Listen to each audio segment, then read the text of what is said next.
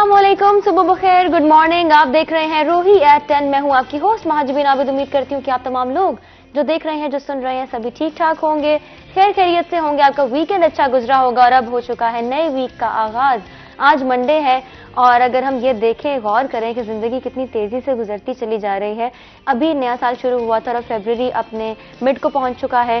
फरवरी भी गुजर जाएगा, इस तरीके से ये साल भी गुजर जाएगा, जिंदगी गुजर जाएगी और बहुत तेजी से सब कुछ चल रहा है, कुछ पता भी नहीं चल रहा। तो जो भी करें अच्छा करें, जिसके साथ भी रहें अच्छे तरीके से रहें और एक अच्छी और स्टेबल अच्छी जिंदगी गुजारें। प्रोग्राम का हम बाकायदा आगाज करते हैं। हमारे साथ जो गेस्ट मौजूद हैं उनके तारुफ की जानिब बढ़ती हूँ। Doctor Khubaib Ahmad Jamal, child specialist. अस्सलाम वालेकुम, कैसे हैं आप?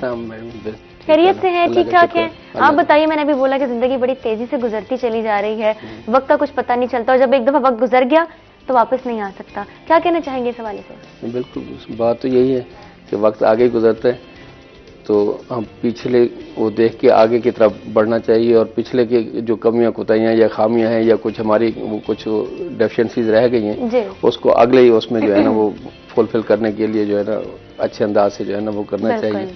बाकी ये है कि हमें मुख्तसर ज़िंदगी है, इसमें ये है कि एक दूसरे से खुशियाँ बांटनी चाहिए और कदूरतें या अदावतें जो है ना इनसे दूर ही रहना चाहिए तो बेहतर है। बिल्कुल, और जितनी भी नेगेटिविटी है उसको प्लीज खत्म करने की कोशिश करें। अगर आप अपने तरफ से कुछ अच्छा ऐड कर सकते हैं तो बड़ी अच्छी बात होगी कि अगर पॉजिटिविटी में अगर आप कंट्रीब्यूट कर सके तो आई थिंक बहुत अच्छा एक टास्क होगा जो आप अकम्प्लिश कर सकते हैं।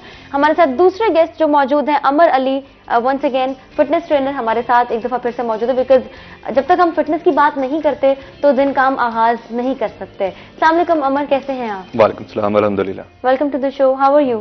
I'm good, awesome. सब ठीक? सब ठीक, वेट। How is life? Same, happy. चलें, दैट्स वेरी गुड, मतलब ऑल गुड। हाँ, सब फिट जा रहा है। चलें, वेरी गुड।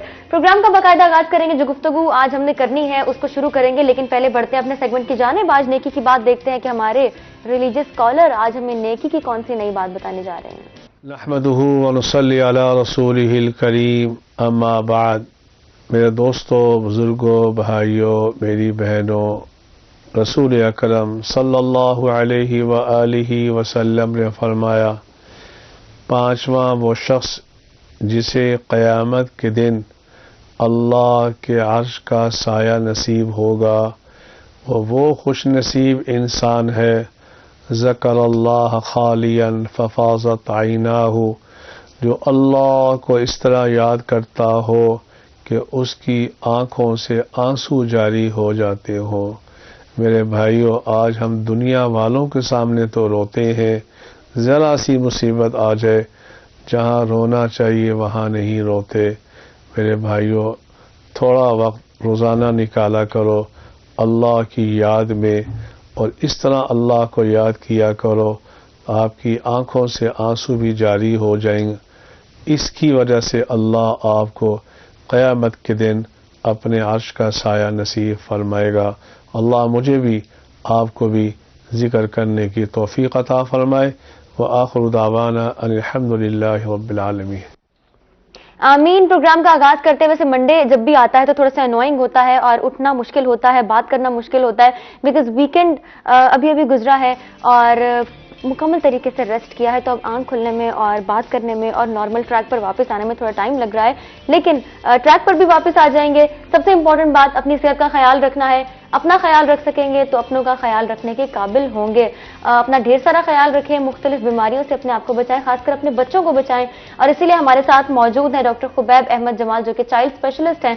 बात करते हैं रेस्पिरेटरी इन्फेक्शंस के हवाले से, कौन कौन सी डिजीजेज हैं, कौन कौन सी ऐसी बीमारियां हैं जो कि बहुत आसानी से कॉमनली हमें बच्चों में फैलती हुई नजर आ रही हैं। जी डॉक्टर साहब, क्या कहना चाहेंगे इस हवाले से? हाँ जी, आजकल बच्चों में जो है ना चेस्ट इन्फेक्शन में जो रेस्पिरेटरी ट्रैक्ट इन्फेक्शन है उसमें दो पोर्शन होते हैं, एक अपर और एक लोअर। अपर में थ्रोट इन्फेक्शन आ जाते हैं, साइनोसाइटिस आ जाते हैं और नोज की प्रॉब्लम आ जाती है, और एक है लोअर, उसमें चेस्ट के वो आ जाते हैं, उसमें नमूनिया भी आ जाता है, एस्थमा भी आ जाता है और उसमें एलर्जी का एलिमेंट भी आ जाता है। और इस वक्त तकरीबन जो मौसम इस वक्त चल रहा है, बच्चों में तकरीबन सब ये डिजीज कॉमन है, यानी उसमें एस्थमेटिक बच्चे भी आ रहे हैं और उसमें जो है अपना एलर्जी के भी, और उसके साथ थ्रोट इन्फेक्शन, और थ्रोट के अंदर जो है दूसरा जो है ना टॉन्सिल और टॉन्सिलाइटिस, जिनके गले फूल जाते हैं और वो भी काफ़ी, और नेज़ल प्रॉब्लम जो है उसमें बोन के भी प्रॉब्लम आ जाते हैं, और उसके सारे अपना इसके एलर्जिक रेनाइटिस के यानी नाक बहता रहता है उनका अक्सर बेशतर, वो भी, और साथ साइनोसाइटिस। उसमें ये है कि सारे बलगमी असरात जो है ना वो हमारे इधर जमा हो जाते हैं, जिसकी वजह से वो बुखार, अपना भारीपन और खांसी वगैरह ये भी वो हो जाती है। ठीक, तो साइनोसाइटिस की आपने बात की, तो ये कितना सीवियर हो सकता है? साइनोसाइटिस यही है कि अच्छा खासा जो है ना बच्चों में ख़ास तौर पे, क्योंकि उनमें एयरवे जो है ना वो ब्लॉक हो जाती है, उनके लिए सांस लेना मुश्किल हो जाता है। मेडिसिन तो चल रही होती हैं, लेकिन वो ये है कि उसके जो है जब तक वो बलगम सही तरीके से वो बच्चे वो निकाल भी नहीं सकते, 6 साल तक उनका रिफ्लेक्स भी डेवलप नहीं होता, तो जब वो बाहर नहीं निकाल सकते तो इसलिए वो ज़्यादा डिफ़िकल्टी उनको सांस लेने में, और उसके साथ फिर वो फीड लेने में भी मुश्किल होती है उनको। ठीक है, तो ये किस एज के ग्रुप में ज़्यादा कॉमनली देखने में मिलता है? ये मोस्टली जो है अपना फर्स्ट मंथ से लेकर जो है ना 5 ईयर तक तो बहुत कॉमन है, और उसमें जो है ना बिलो 1 ईयर जो है ये काफ़ी सीवियर होता है, यानी उसमें काफ़ी। इसकी रीजन क्या हो सकती हैं? इसकी रीज़न यही है, एक तो मौसमी असरात है, और दूसरा ये है कि अपना कोई उनके दूध वगैरह की इम्यूनिटी कम हो गई, उसकी वजह से हो गई, और वायरल इन्फेक्शन भी बीच में आ जाता है साथ, उसमें भी हो जाता है। ठीक है, मीनवाइल इस पूरे टाइम में आपने बच्चों में कोविड के केसेस देखे? हाँ जी, अपना बहुत थोड़े देखे हैं, 2-3, लेकिन हुए हैं। तो क्या कंडीशन थी एक्चुअली उन बच्चों की? और उसमें वो हाई ग्रेड फीवर के साथ है, ओके, थ्रोट इन्फेक्शन के साथ और चेस्ट इन्फेक्शन के साथ। सही। तो यानी ये 3 उनमें अलामतें ज़्यादा थी, और फीवर बहुत ज़्यादा सीवियर था, और टॉक्सिक लोग यानी उनकी जो है ना वो चेहरे से पता चल रहा था कि ये टॉक्सिक हुए हैं। ठीक है, हम बात कर रहे हैं रेस्पिरेटरी इन्फेक्शंस के हवाले से, थ्रोट इन्फेक्शंस और चेस्ट इन्फेक्शंस जो कि मोस्ट कॉमनली हमें आजकल बच्चों में देखने को मिल रही है, बिकॉज मौसम चेंज हो रहा है, सर्दियां आती हैं, गर्मियां आती हैं, कभी ना कभी जब भी मौसम चेंज होता है तो इस किस्म की प्रॉब्लम्स हमें देखने में मिलती है। हम खुद भी इस चीज़ से गुजर रहे होते हैं, गले में खराश हो गई, खांसी हो गई, जो कि हमें लगता है कि अब हमारी रूटीन का, हमारी जिंदगी का हिस्सा बन चुका है, लेकिन इस पर काम करने की जरूरत है, अपना ख्याल रखने की जरूरत है। अमर अली फिटनेस ट्रेनर हमारे साथ मौजूद है। सबसे पहले तो हम बात करेंगे Moscow Pankration League and World Pankration Alliance के हवाले से। क्या है ये अमर? बेसिकली पैंक्रेशन दुनिया का it's one of the oldest martial arts जो ओलंपिक में शामिल हुआ करता था।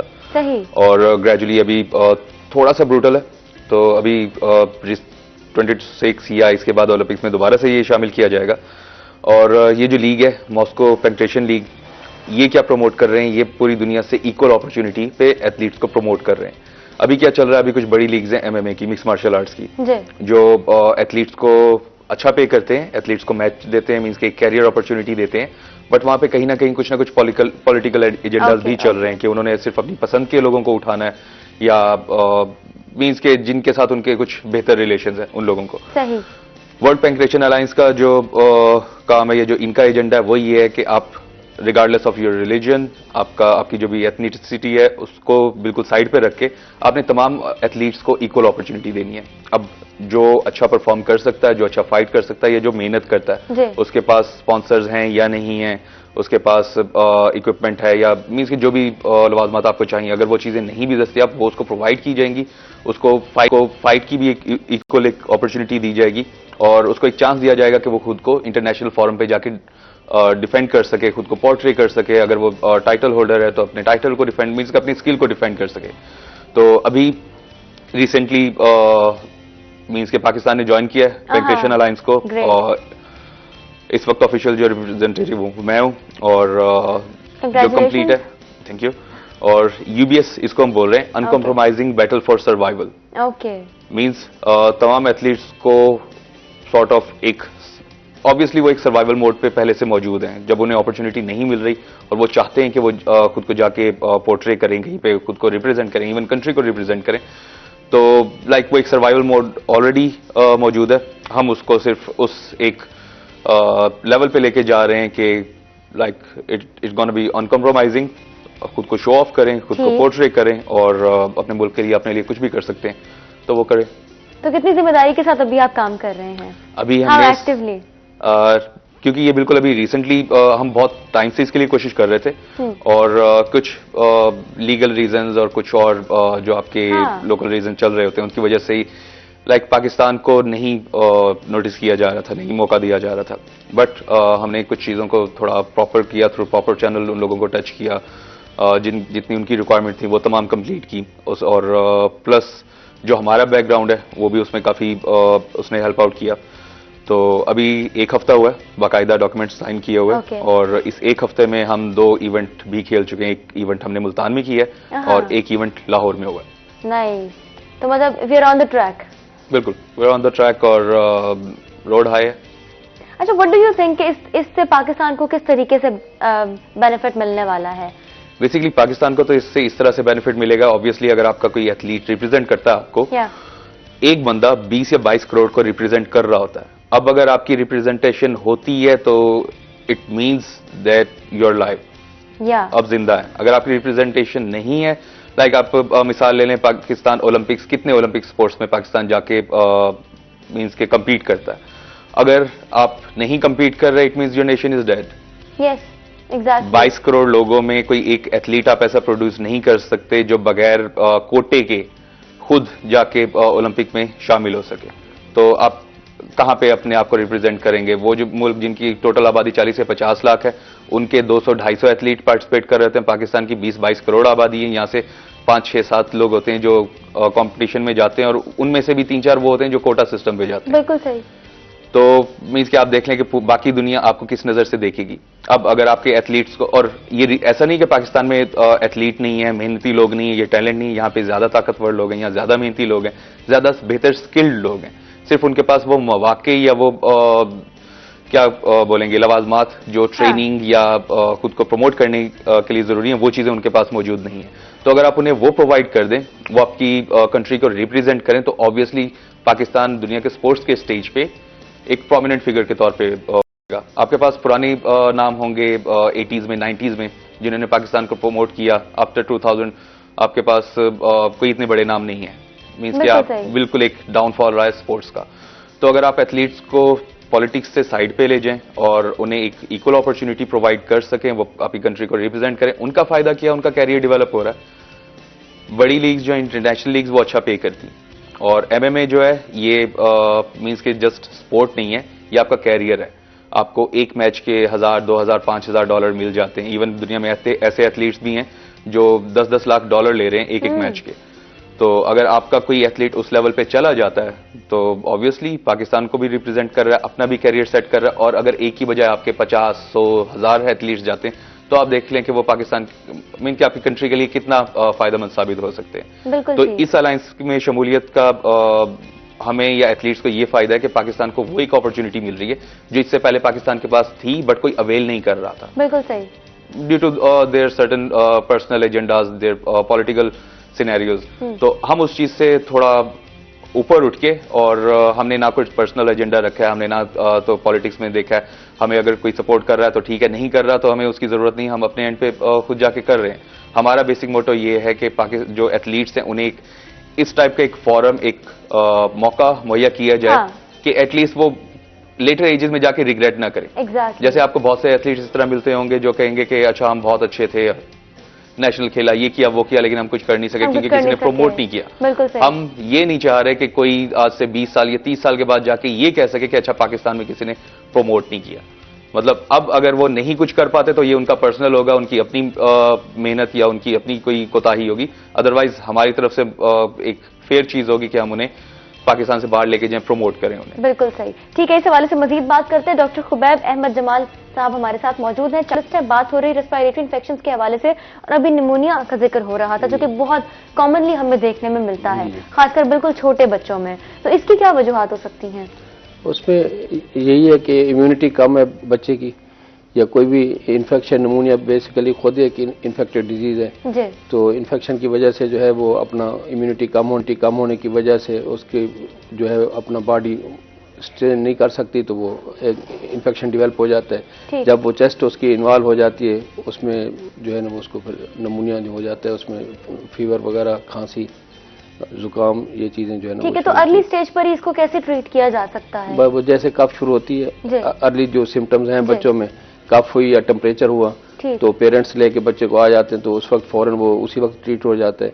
बाद औक़ात उसको सिंपल कफ समझ के या सिंपल टेम्परेचर समझ के वो होम मेडिसिन दे के उसको ऐसे या इग्नोर करते रहते हैं, कोई नहीं ये ठीक हो जाएगी, या घर की जो रेमेडीज हैं लोकल जो है ना अपने वो टोटके टाइप वो इस्तेमाल करते रहते हैं तो वो फिर डिजीज जो है ना वो प्रोग्रेस कर जाती है और उसकी वजह से जो है ना ये प्रॉब्लम बढ़ जाते हैं। ठीक डॉक्टर साहब, हम देखते हैं कि फ्लू जो है, नॉर्मल फ्लू जिसे हम कहते हैं, वो हार्डली 4 से 5 दिन या कभी कभार 1 हफ्ता या उससे कम टाइम में खत्म हो जाता है और ट्रीट भी हो जाता है। लेकिन बाज़-औक़ात हम देखते हैं कि बच्चे बहुत लंबे अरसे तक इसी सिचुएशन में, इस कंडीशन में रहते हैं, तो ये किस चीज का साइन होता है? वो उसमें ये है कि जैसे अभी पहले मैं एक बात बता गया था एलर्जिक रेनाइटिस, जी जी जी, वो उसकी वजह से वो प्रोलॉन्ग हो जाता है। और दूसरा ये है कि अगर नोज के अंदर कोई लोकल कोई वो यानी कोई पोलिप बन गया, यानी उसमें कोई अपना ऐसे गिल्टी टाइप वो बन गई, उसे हम पोलिप कहते हैं। दूसरा ये है कि डीएनएस जो नाक की हड्डी टेढ़ी हो गई, उसकी वजह से भी प्रोलॉन्ग हो जाता है। और एलर्जिक रेनाइटिस या जैसे कोई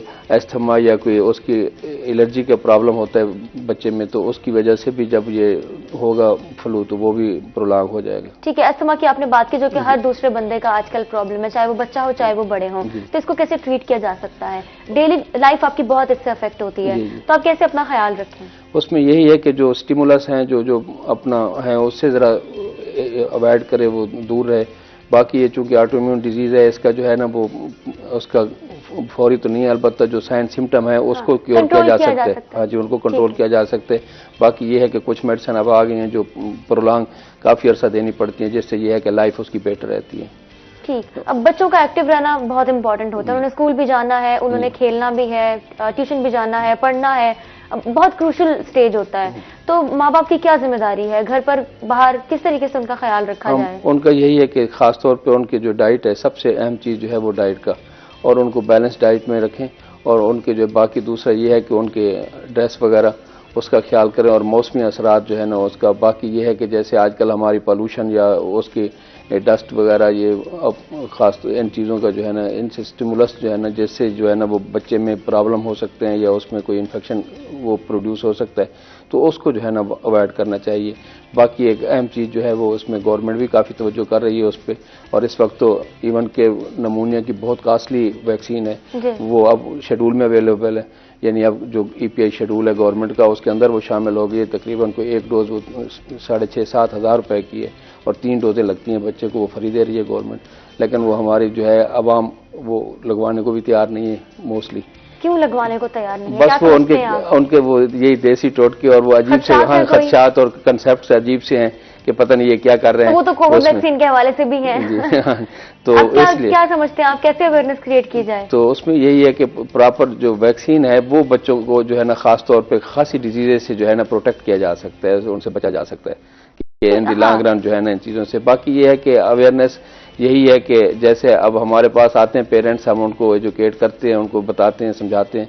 बाकी ये है कि हमारे पास तो जो आएंगे तो हम उनको ही समझाएंगे ना। बिल्कुल। तो बाकी जैसे अब माशाल्लाह आपने बड़ा अच्छा ये स्टेप लिया है, तो अब इस मीडिया के जरिए जो है अब लोगों तक जब ये बात जाएगी तो वो भी शायद इसका खासा फायदा होगा कि अब अवाम उन्नास भी समझेगी कि इसका भी कोई फायदा है। बिल्कुल सही। तो और गवर्नमेंट कितना एक्सपेंस कर रही है एक बच्चे के ऊपर, तकरीबन ऑलमोस्ट जो है ना एक बच्चे की जो 9 मंथ की और उसकी वो है वो मोर देन 70,000 पर बेबी जो है ये एक्सपेंडिचर आता है।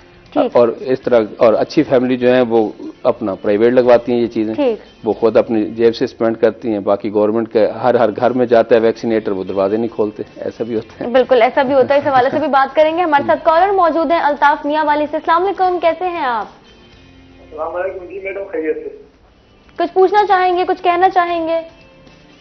जी पूछना ये चाहते हैं, हमारा बच्चा 2.5 साल का, तो उसको चेस्ट इन्फेक्शन हो गया, अभी खांसी, तो उसकी कम एंटीबायोटिक भी दे रहे हैं हमारे डॉक्टर साहब ने दिए, लेकिन उनको खरखराहट की आवाज होती है, खरखर की आवाज आ रही है सीने में। तो ये इसके लिए क्या इस्तेमाल करें और ये कैसे ठीक हो सकती है? ठीक है डॉक्टर साहब, कुछ पूछना चाहेंगे इनसे आप? जी, आप मेडिसिन में क्या क्या चीज दे रहे हैं उसको? एक कैफ्लेक्स सिरप है हमारे पास जी, और विटामिन सिरप दे रहे हैं और फेब्रोल सिरप है जी। और अपना घर में कोई घर में परिंदे और मुर्गियां तो नहीं है? घर में कुछ नहीं है। अच्छा, एक तो ये है कि बच्चे का जो है ना, एक तो गर्म पानी की ना उसे भाप दें, स्टीम दें, और दूसरा ये है कि उसकी जो है ना अपना बच्चे की उम्र कितनी है? बच्चे की उम्र 2.5 साल है सर। 2.5 साल। हाँ, उसकी जो है ना अपना डस्ट से बचाएं उसको, उस अपना परफ्यूम वगैरह भी वो ना यूज करे, कोई खुशबू और पाउडर भी ना छिड़कें उसके ऊपर।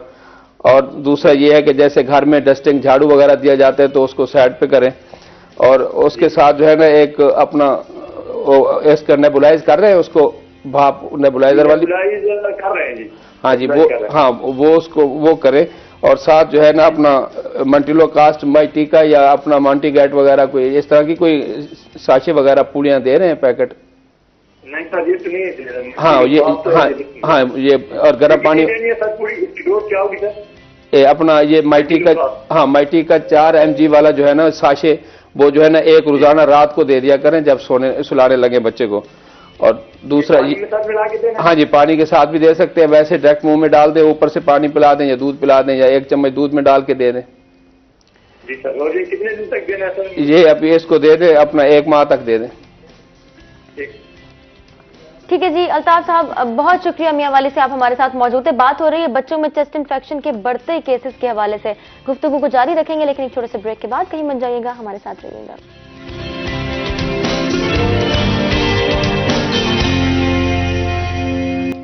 वेलकम बैक, आप देख रहे हैं रोही एट 10। ब्रेक के बाद हम आ चुके हैं वापस प्रोग्राम में। एक दफा फिर से आपको खुश आमदीद कहते हैं। हमारे साथ मौजूद हैं डॉक्टर खुबैब अहमद जमाल साहब, चाइल्ड स्पेशलिस्ट हैं। बच्चों में चेस्ट इन्फेक्शन से रिलेटेड कितने केसेस सामने आ रहे हैं, बढ़ते केसेस हैं, क्या वजूहात है, कैसे कंट्रोल किया जा सकता है, कैसे ट्रीट किया जा सकता है, कैसे अपने बच्चों को मुख्तलिफ बीमारियों से बचाया जा सकता है, इस हवाले से बात हो रही है।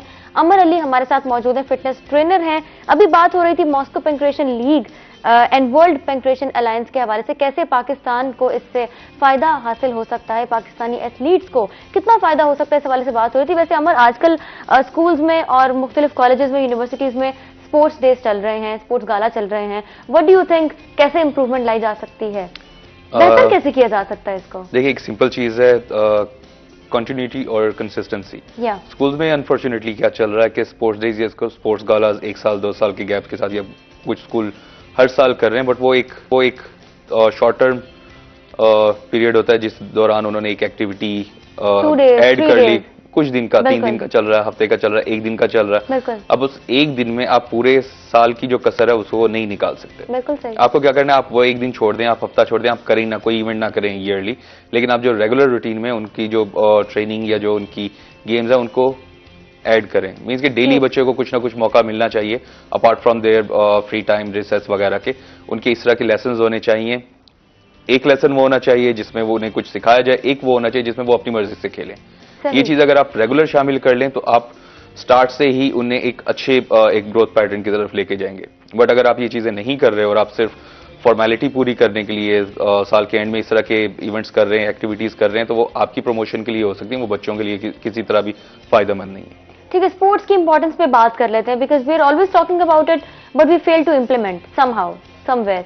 तो व्हाट डू यू थिंक कि स्पोर्ट्स कितना जरूरी है बच्चों के लिए, तो खास तौर पे? देखिए, स्पोर्ट्स और ट्रेनिंग इज अ मस्ट। जैसे अभी मैंने कहा था कि अगर आपके पास अच्छे एथलीट्स नहीं है तो इसका मतलब ये है कि you are a dead nation. Means कि आपकी कौम मुर्दा है, यू नॉट एक्टिव। बिल्कुल बिल्कुल। और जिंदा कौमें कौन है? वो हैं जो एक्टिव पार्टिसिपेट करती हैं। और अब वो दौर नहीं रहा कि कौमें एक दूसरे के ऊपर चढ़ाई करें और बताएं कि हम ताकतवर हैं। आपके पास खेलों के मैदान है, खेलों के मैदान में जाके दिखाएं कि आप क्या चीज प्रोड्यूस कर रहे हैं। मींस के आप किस चीज से बने हो, किस मिट्टी से बने हो। बिल्कुल। तो अगर आप नहीं compete कर रहे, नहीं पार्टिसिपेट कर रहे इवेंट्स में, गेम्स में, तो आप मींस के कहां पे खुद को डिफाइन कर सकते हैं?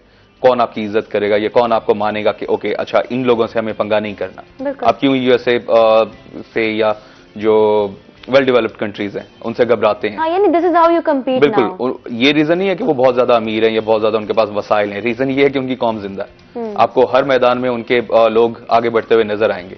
अगर आपके पास स्पोर्ट्स के मैदान में, मींस जितना आप एक हेल्दी लाइफस्टाइल की तरफ जाते हैं, आपका ब्रेन भी एक्टिव होता है। आपके जो अच्छे एथलीट हैं वो आपको अच्छे ब्रेन्स भी प्रोड्यूस करके दे सकते हैं।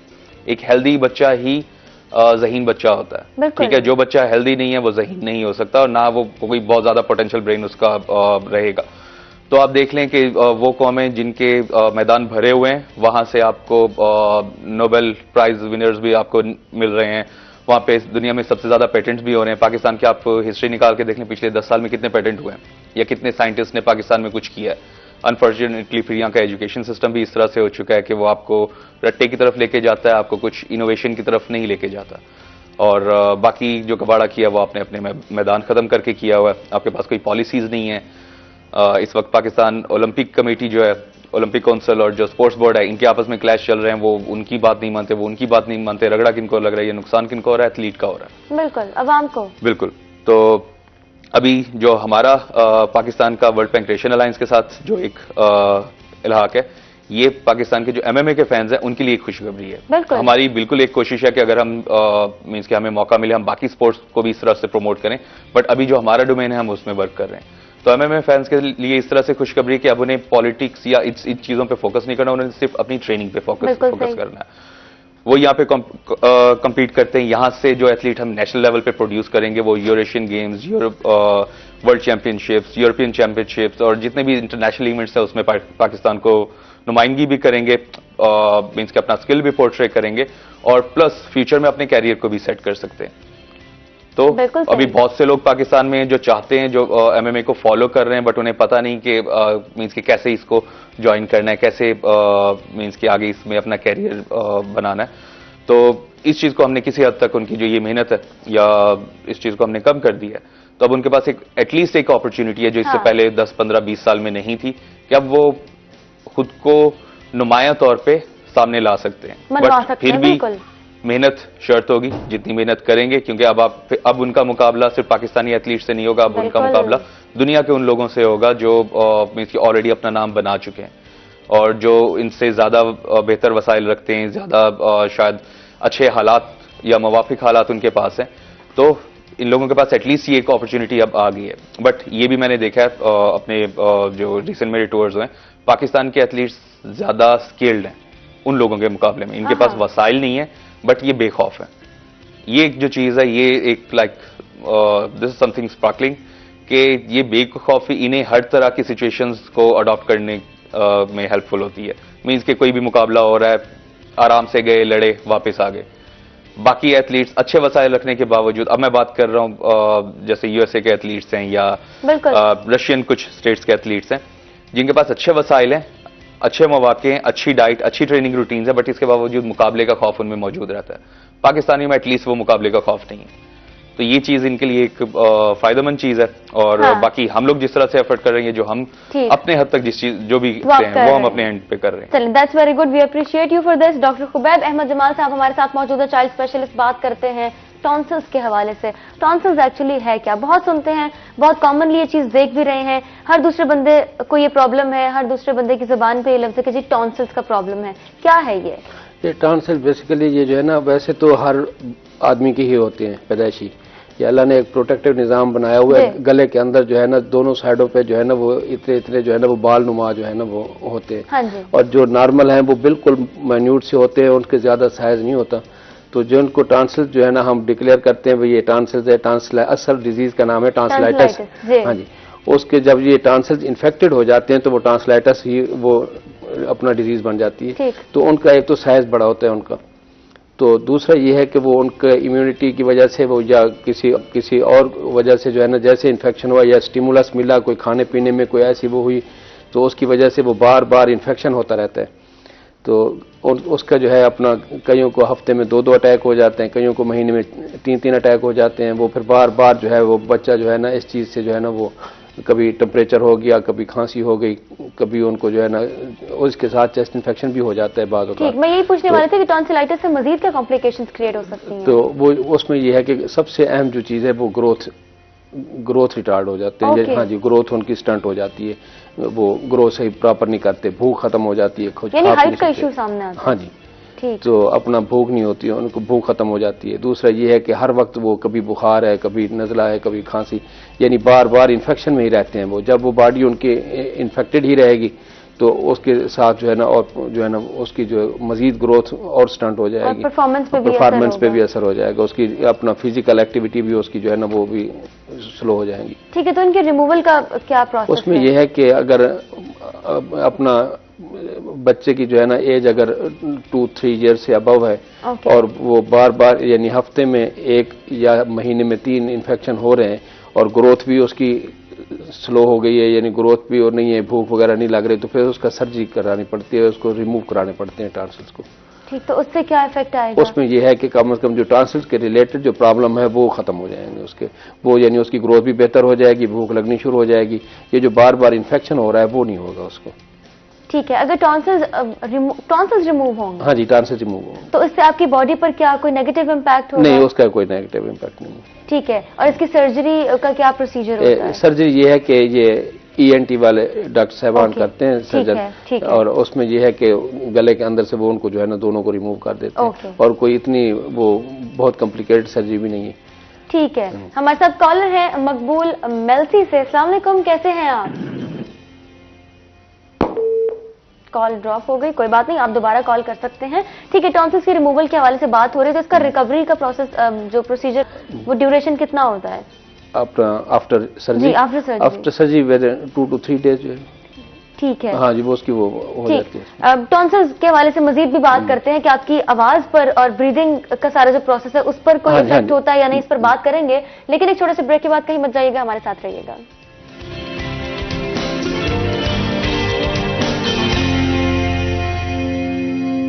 अच्छे डॉक्टर हैं कि बाहर से भी लोग आते हैं, और ये सबसे बड़ी बात है कि गरीब पर आता है, बिल्कुल कम पैसों में गरीबों का इलाज करते हैं। माशाल्लाह। डॉक्टर साहब, मैं आपका बहुत शुक्रगुजार हूँ। डॉक्टर साहब, मैंने ये पूछना था, मेरा बच्चा 9 साल का है सर जी, तो खाता भी ठीक है, पीता सब कुछ ठीक है, मूवमेंट सब कुछ ठीक करता है, लेकिन हेल्थी नहीं हो रहा सर, बिल्कुल हेल्थी नहीं है। ये थोड़ा सा सर पूछना था आपसे सर। अच्छा, तो उसमें खाने की रूटीन क्या है? उसमें अपना अंडे वगैरह, गोश्त, कीमा, इस तरह की, कलेजी, कितना ये चीजें खा लेते? ये कम खाता है वो। हाँ, बस ये रोटी और फ्रूट थोड़ी सी खाता है। हाँ, बस फ्रूट ज्यादा खिलाएं, और ये चीजें उसको प्रोटीन डाइट में जरा तवज्जो करें, उसमें अंडे ज्यादा खिलाएं, गोश्त, कीमा, कलेजी, फिश, मछली, और अपना हाँ, और खजूर ज्यादा खिलाएं उसको। ठीक है सर। और हाँ, दूध वगैरह दें उसको। ठीक है जी मकबूल साहब, आपका बहुत बहुत शुक्रिया, अपना भी ख्याल रखें और अपने बच्चे का भी ख्याल रखें। अमर प्लीज कंटिन्यू कीजिएगा। कहाँ पे थे हम यहीं पर थे कि it is as easy to lose to gain the weight as it. दोनों चीजें सेम है, दोनों चीजें सिंपल है। अच्छा, अगर वेट, मैं कुछ टिप्स देता हूँ जो इजी टिप्स हैं वेट गेन के लिए। वेट गेन के लिए आपको क्या करना है, सिंपल, आपको एक छोटी सी रूटीन ऐड करनी है अपनी डेली जो एक्टिविटी में है। 5 मिनट की कर लें, वॉक कर लें, जंप्स कर लें, कुछ नहीं समझ आता बस एक ही जगह पे खड़े होकर जंप करने शुरू कर दें। मींस कि आपका बॉडी को थोड़ा, जो आपका हार्ट रेट है उसको आपने पंप करना है। और उससे 15 या 20 मिनट पहले आपको 30 से 40 ग्राम चिकन इंटेक करना है, मींस के बेसिक प्रोटीन। एक तो ये हो गया, ये आपको मींस के जो मेटाबॉलिज्म है वो थोड़ा सा बेहतर एक्टिव करेगा, और बॉडी वेट थोड़ा अच्छे वाला डेवलप होगा, और उन एरियाज में होगा जिन एरियाज को आप वर्क कर रहे हैं। जैसे अगर आप बाइसेप या कुछ भी कर लेते हैं, थाइज की रूटीन कर लेते हैं, तो आपके थाइज और बाइसेप्स ही ग्रो करेंगे, बाकी बॉडी इस तरह से नहीं करेगी। और सेकंड ये, अगर आप लॉन्ग टर्म में एक स्टडी प्लान के साथ चलना चाहते हैं तो एटलीस्ट 8 ग्राम पर केजी ऑफ बॉडी वेट आपको ऐड करना है। लाइक अगर आपका वेट 50 kg है तो आपको 8 ग्राम प्रोटीन ऐड करना है पर केजी के हिसाब से, तो 8 into 50 हो गया, 5 8 40, 400 ग्राम्स। मतलब ये आपको डेली की आपकी रूटीन होगी। नॉर्मली ये सिंगल मील का प्लान करते हैं इस तरह, बट हम इसको पूरे दिन पे डिवाइड कर रहे हैं कि 400 ग्राम्स जो प्रोटीन के हैं वो आपको मस्ट ऐड करने अपनी मील्स में। और टिपिकल जो चल रहा है, जो आपको अगर आप बाय द बुक चलने की कोशिश करें तो आपको 3 to 5 ग्राम मिलेगा, बट वो बहुत ज्यादा इस वक्त जो रिसेंट स्टडीज हैं उनके हिसाब से बहुत ज्यादा इफेक्टिव नहीं है। 6 to 8 जो चल रहा है ये आपको ज्यादा इफेक्टिव होता है। और अगर आपको वेट लूज करना है तो आपको सेम वर्कआउट रूटीन तो ऐड करनी ही करनी है, और आपको उस वर्कआउट रूटीन से सेम 15 मिनट पहले, 20 मिनट पहले आपको कुछ हाफ कप कर लें, फुल कप कर लें, आपको ब्लैक कॉफी इंटेक करना है। अगर आप बाकायदा, जैसे मार्केट में बहुत सारे सप्लीमेंट्स हैं, बहुत सारे अमाइनोज हैं जो हेल्प आउट करते हैं, बट अगर आप वो यूज नहीं करना चाहते तो आप सिंपल कॉफी से काम चला सकते हैं। कॉफी नहीं है तो आप चाय, कहवा से काम चला सकते हैं। मींस के वो दूध पत्ती ना हो, जस्ट कहवा लें, 20 मिनट पहले ले लें, 15 मिनट पहले ले लें, उसके बाद आप सिंपल जंप करने शुरू कर दें, आपका वेट नीचे आना शुरू हो जाएगा। ठीक है, थैंक यू सो मच। और डॉक्टर खुबैब अहमद जमाल साहब हमारे साथ मौजूद है, चाइल्ड स्पेशलिस्ट। बात हो रही थी टॉन्सिल्स के रिमूवल का प्रोसेस हम डिस्कस कर रहे थे, और उसके बाद क्या कॉम्प्लिकेशन सामने आ सकती हैं, इस हवाले से बताइएगा। वैसे जब टॉन्सिल्स होते हैं, जब टॉन्सिलाइटिस का प्रॉब्लम आपको फेस करना पड़ता है, एक किसी भी बच्चे को या किसी भी उम्र के बंदे को, तो ब्रीदिंग पे और आपकी आवाज पर क्या इम्पैक्ट होता है? हाँ जी, उनकी ब्रीदिंग जो है वो जब अक्सर ऐसा होता है जैसे बहुत ज़्यादा स्वेल हो जाते हैं, तो अंदर से जो है ना वो उसका बिल्कुल ही जो है ना गला जो है ना बंद हो जाता है, ब्लॉक हो जाता है। उसकी वजह से आवाज़ पे भी असर पड़ता है, आवाज़ बिल्कुल जो है ना या तो आनी बंद हो जाती है, ऐसे भी सिचुएशन होती है, बाज़ औक़ात हल्की आवाज़ हो जाती है, भारी हो जाती है, और दूसरा ये है कि अपना नाज़ी आवाज़ हो जाती है, और तीसरे उसके अलावा सांस पे जो है ना सांस भी फूलना शुरू हो जाता है। ठीक। तो उसका सांस का जो है ना, क्योंकि ये एक इसकी जो अहम कॉम्प्लिकेशन है ना इसके वैसे टॉन्सिल्स की भी और बार बार थ्रोट इन्फेक्शन की गले की, वो है रोमेटिक फीवर भी उसको हम कहते हैं, यानी जोड़ों का बुखार भी कहते हैं, कि इसके बाद अगला स्टेप है जो जितने भी जॉइंट हैं वो सारे स्वेल हो जाते हैं, और उसका बुखार ये अक्सर बेशतर ये भी साथ डेवलप हो जाते हैं, कुछ दिन रहते हैं। फिर इसकी जो नेक्स्ट कॉम्प्लिकेशन है वो हार्ट वाल पे असर करती है, इसे कहते हैं रोमेटिक हार्ट डिजीज।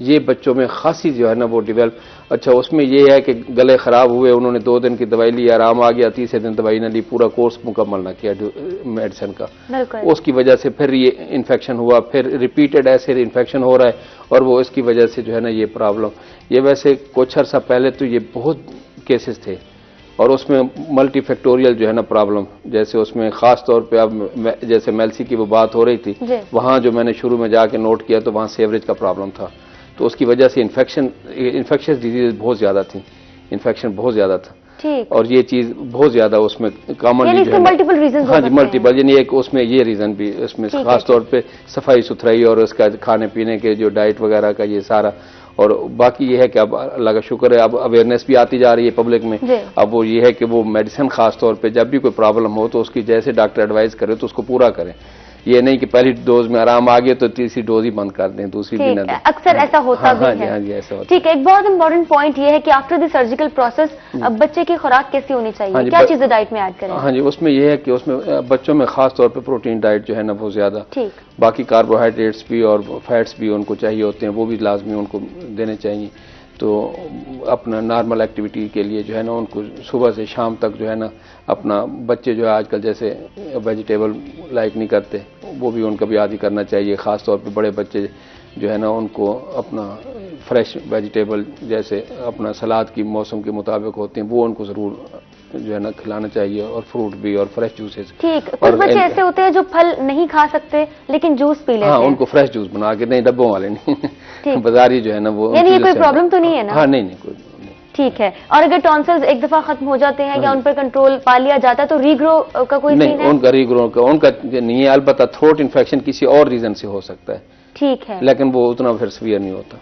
ठीक है, कोई पैगाम देना चाहेंगे व्यूअर्स को सेगमेंट के इख्तिताम पे?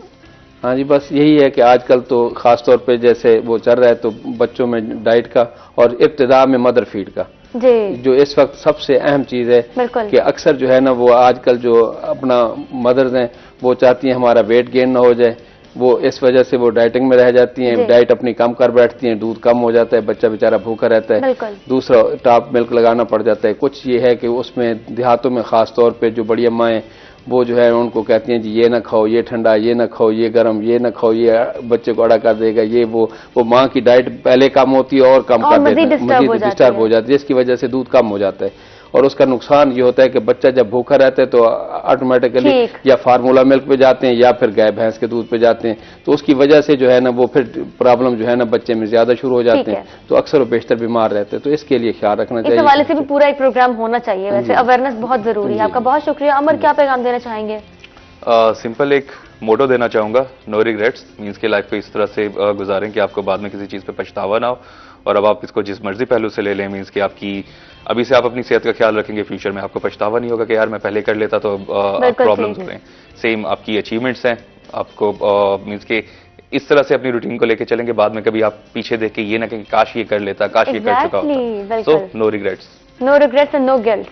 Thank you so much. उम्मीद करते हैं आपका टाइम यहाँ पर अच्छा गुजरा होगा। इंशाल्लाह दोबारा भी मुलाकात होगी। बढ़ते हैं, चलते हैं अपने अगले सेगमेंट की जानिब, देखते हैं हमारे अगले सेगमेंट में कौन से मेहमान हमें ज्वाइन करने जा रहे हैं। बढ़ेंगे लेकिन एक छोटे से ब्रेक के बाद, कहीं मत जाइएगा, हमारे साथ रहिएगा।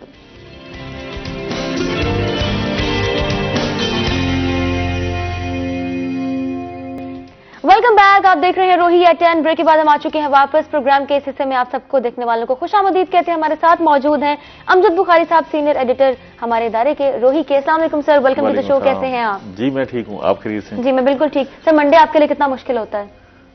जाहिर है पूरी दुनिया के लिए जो है मुश्किल होता है, और मंडे का एक खौफ है जो हर जगह पर प्रिवेल करता है, और लोग बाज़-औक़ात इसको एनर्जी फील करते हैं कि आप जब रेस्ट कर लेते हैं तो फिर एक तवानाई के साथ मैदान में आते हैं। लेकिन एक इसमें बड़ा इंपॉर्टेंट पहलू है पाकिस्तान में कि हम यहाँ सैटरडे संडे 2 दिन का ऑफ नहीं करते। हमारे यहाँ बेशतर इदारे, मार्केट्स, सारे जगहों पर काम होता है हफ्ते में 6 दिन। उसकी वजह से लोग ज़्यादा थकावट का शिकार होते हैं। अगर कुछ इदारों में सैटरडे संडे ऑफ होता है, अगर ये सारे एक ही पॉलिसी के तहत सबको ये ऑफ दिया जाए और हम हफ्ते में 2 दिन रेस्ट करें तो ये सबके लिए बेहतरी होगी और आगे बढ़ने के लिए मजीद एनर्जी मौजूद होती है। तो ये खैर मैं ये अपने हवाले से बात नहीं कर रहा, क्योंकि हमारा तो जो काम है वो तो 24 आवर्स का है और उसमें 24/7 काम है, तो हम उसमें कोई दरमियान में कोई गैप नहीं आता। हर वक्त एक्टिव रहना है, हर वक्त अलर्ट रहना है। लेकिन बाकी इदारों में लोग जो है उनको जरूरत होती है, खासतौर पे ऐसे लोग जिनके घर शहर से दूर हैं, बाहर हैं, जो आते हैं काम करने के लिए वापस जाते हैं, तो एक दिन की छुट्टी में उनके लिए आना जाना और फिर रेस्ट करना ये मुमकिन नहीं होता। तो पूरी दुनिया में जो आवर्स हैं, वर्किंग आवर्स वीक के, वो तय हैं, और इंटरनेशनल लेबर ऑर्गेनाइजेशंस ने भी ये जो है वो तय कर रखे हैं, तो हमें भी उनको फॉलो करना चाहिए। हम जो 5 दिन काम करें वो भरपूर अंदाज से काम करें, और फिर 2 दिन जो है वो छुट्टी एंजॉय करें और रेस्ट करें और फिर अपनी एनर्जी को बहाल करके दोबारा मैदान में आए। तो हमारे यहाँ संडे ऐसे ही है कि बस वो काम की एक रूटीन है जिसमें चले जा रहे हैं। बिल्कुल, प्रॉपर रेस्ट का भी बाज़ औक़ात टाइम नहीं मिल पाता, लेकिन इट्स वेरी इंपॉर्टेंट कि आप अपने आप को रेस्ट दें ताकि आप जो डेली एक्टिविटीज हैं उनके लिए और अपनी बेहतर जो परफॉर्मेंस है उसके लिए तैयार रहें। सबसे अहम बात ये होती है कि आपका रूटीन वर्क है ना, कि हमारे बेशतर लोग जो है वो एक ही जैसी जिंदगी गुजार रहे होते हैं। मिसाल के तौर पर मैं अगर एक बैंक में काम करता हूं तो मैं सुबह सुबह उठूंगा, उसी तरह तैयार हूंगा, वो स्टीरियोटाइप में कपड़े पहनूंगा, उसी तरह जाके बैंक में बैठ जाऊंगा, वही सेम वर्किंग होगी, उसमें कोई 19-20 का फर्क नहीं होगा। वो सारा दिन मैं शाम तक उसी तरह की वर्किंग करके फिर वापस आऊंगा। तो ये जब आपकी ब्रेक आती है तो ये ब्रेक जो है वो आपकी रूटीन को भी ब्रेक कर देती है। ठीक है, आप उससे बाहर निकलते हैं। सबसे अहम बात और बड़ी बात ये है कि आप कम से कम उस दिन वो ड्रेस नहीं पहनते जो आप रोज पहन कर जा रहे होते हैं। आप फॉर्मल ड्रेस में होते हैं ना जी, वो फॉर्मल ड्रेस नहीं पहनते। फिर आप अपने उठने और सोने का स्केड्यूल चेंज कर देते हैं कि आप ये कोशिश करते हैं कि मुझे सुबह सुबह ना उठना पड़े, मैं अपनी मर्जी से उठूं जब मेरा दिल कर रहा हो, और मैं अपनी मर्जी से सोऊं, मैं टीवी देखूं, मैं बच्चों के साथ वक्त गुजारूं। तो ये सारी चीजें ऐसी हैं जो आपके अंदर एक एनर्जी और मोटिवेशन पैदा करती हैं। ये बहुत जरूरी है और ऐसा होना चाहिए। प्रॉपर रेस्ट भी मिलना चाहिए, और खासतौर पे हमारे यहाँ तो मैं जैसे आपको कह रहा था कि एक दिन है, एक दिन में हम शायद इतनी एंटरटेनमेंट अपने लिए हासिल भी नहीं कर सकते।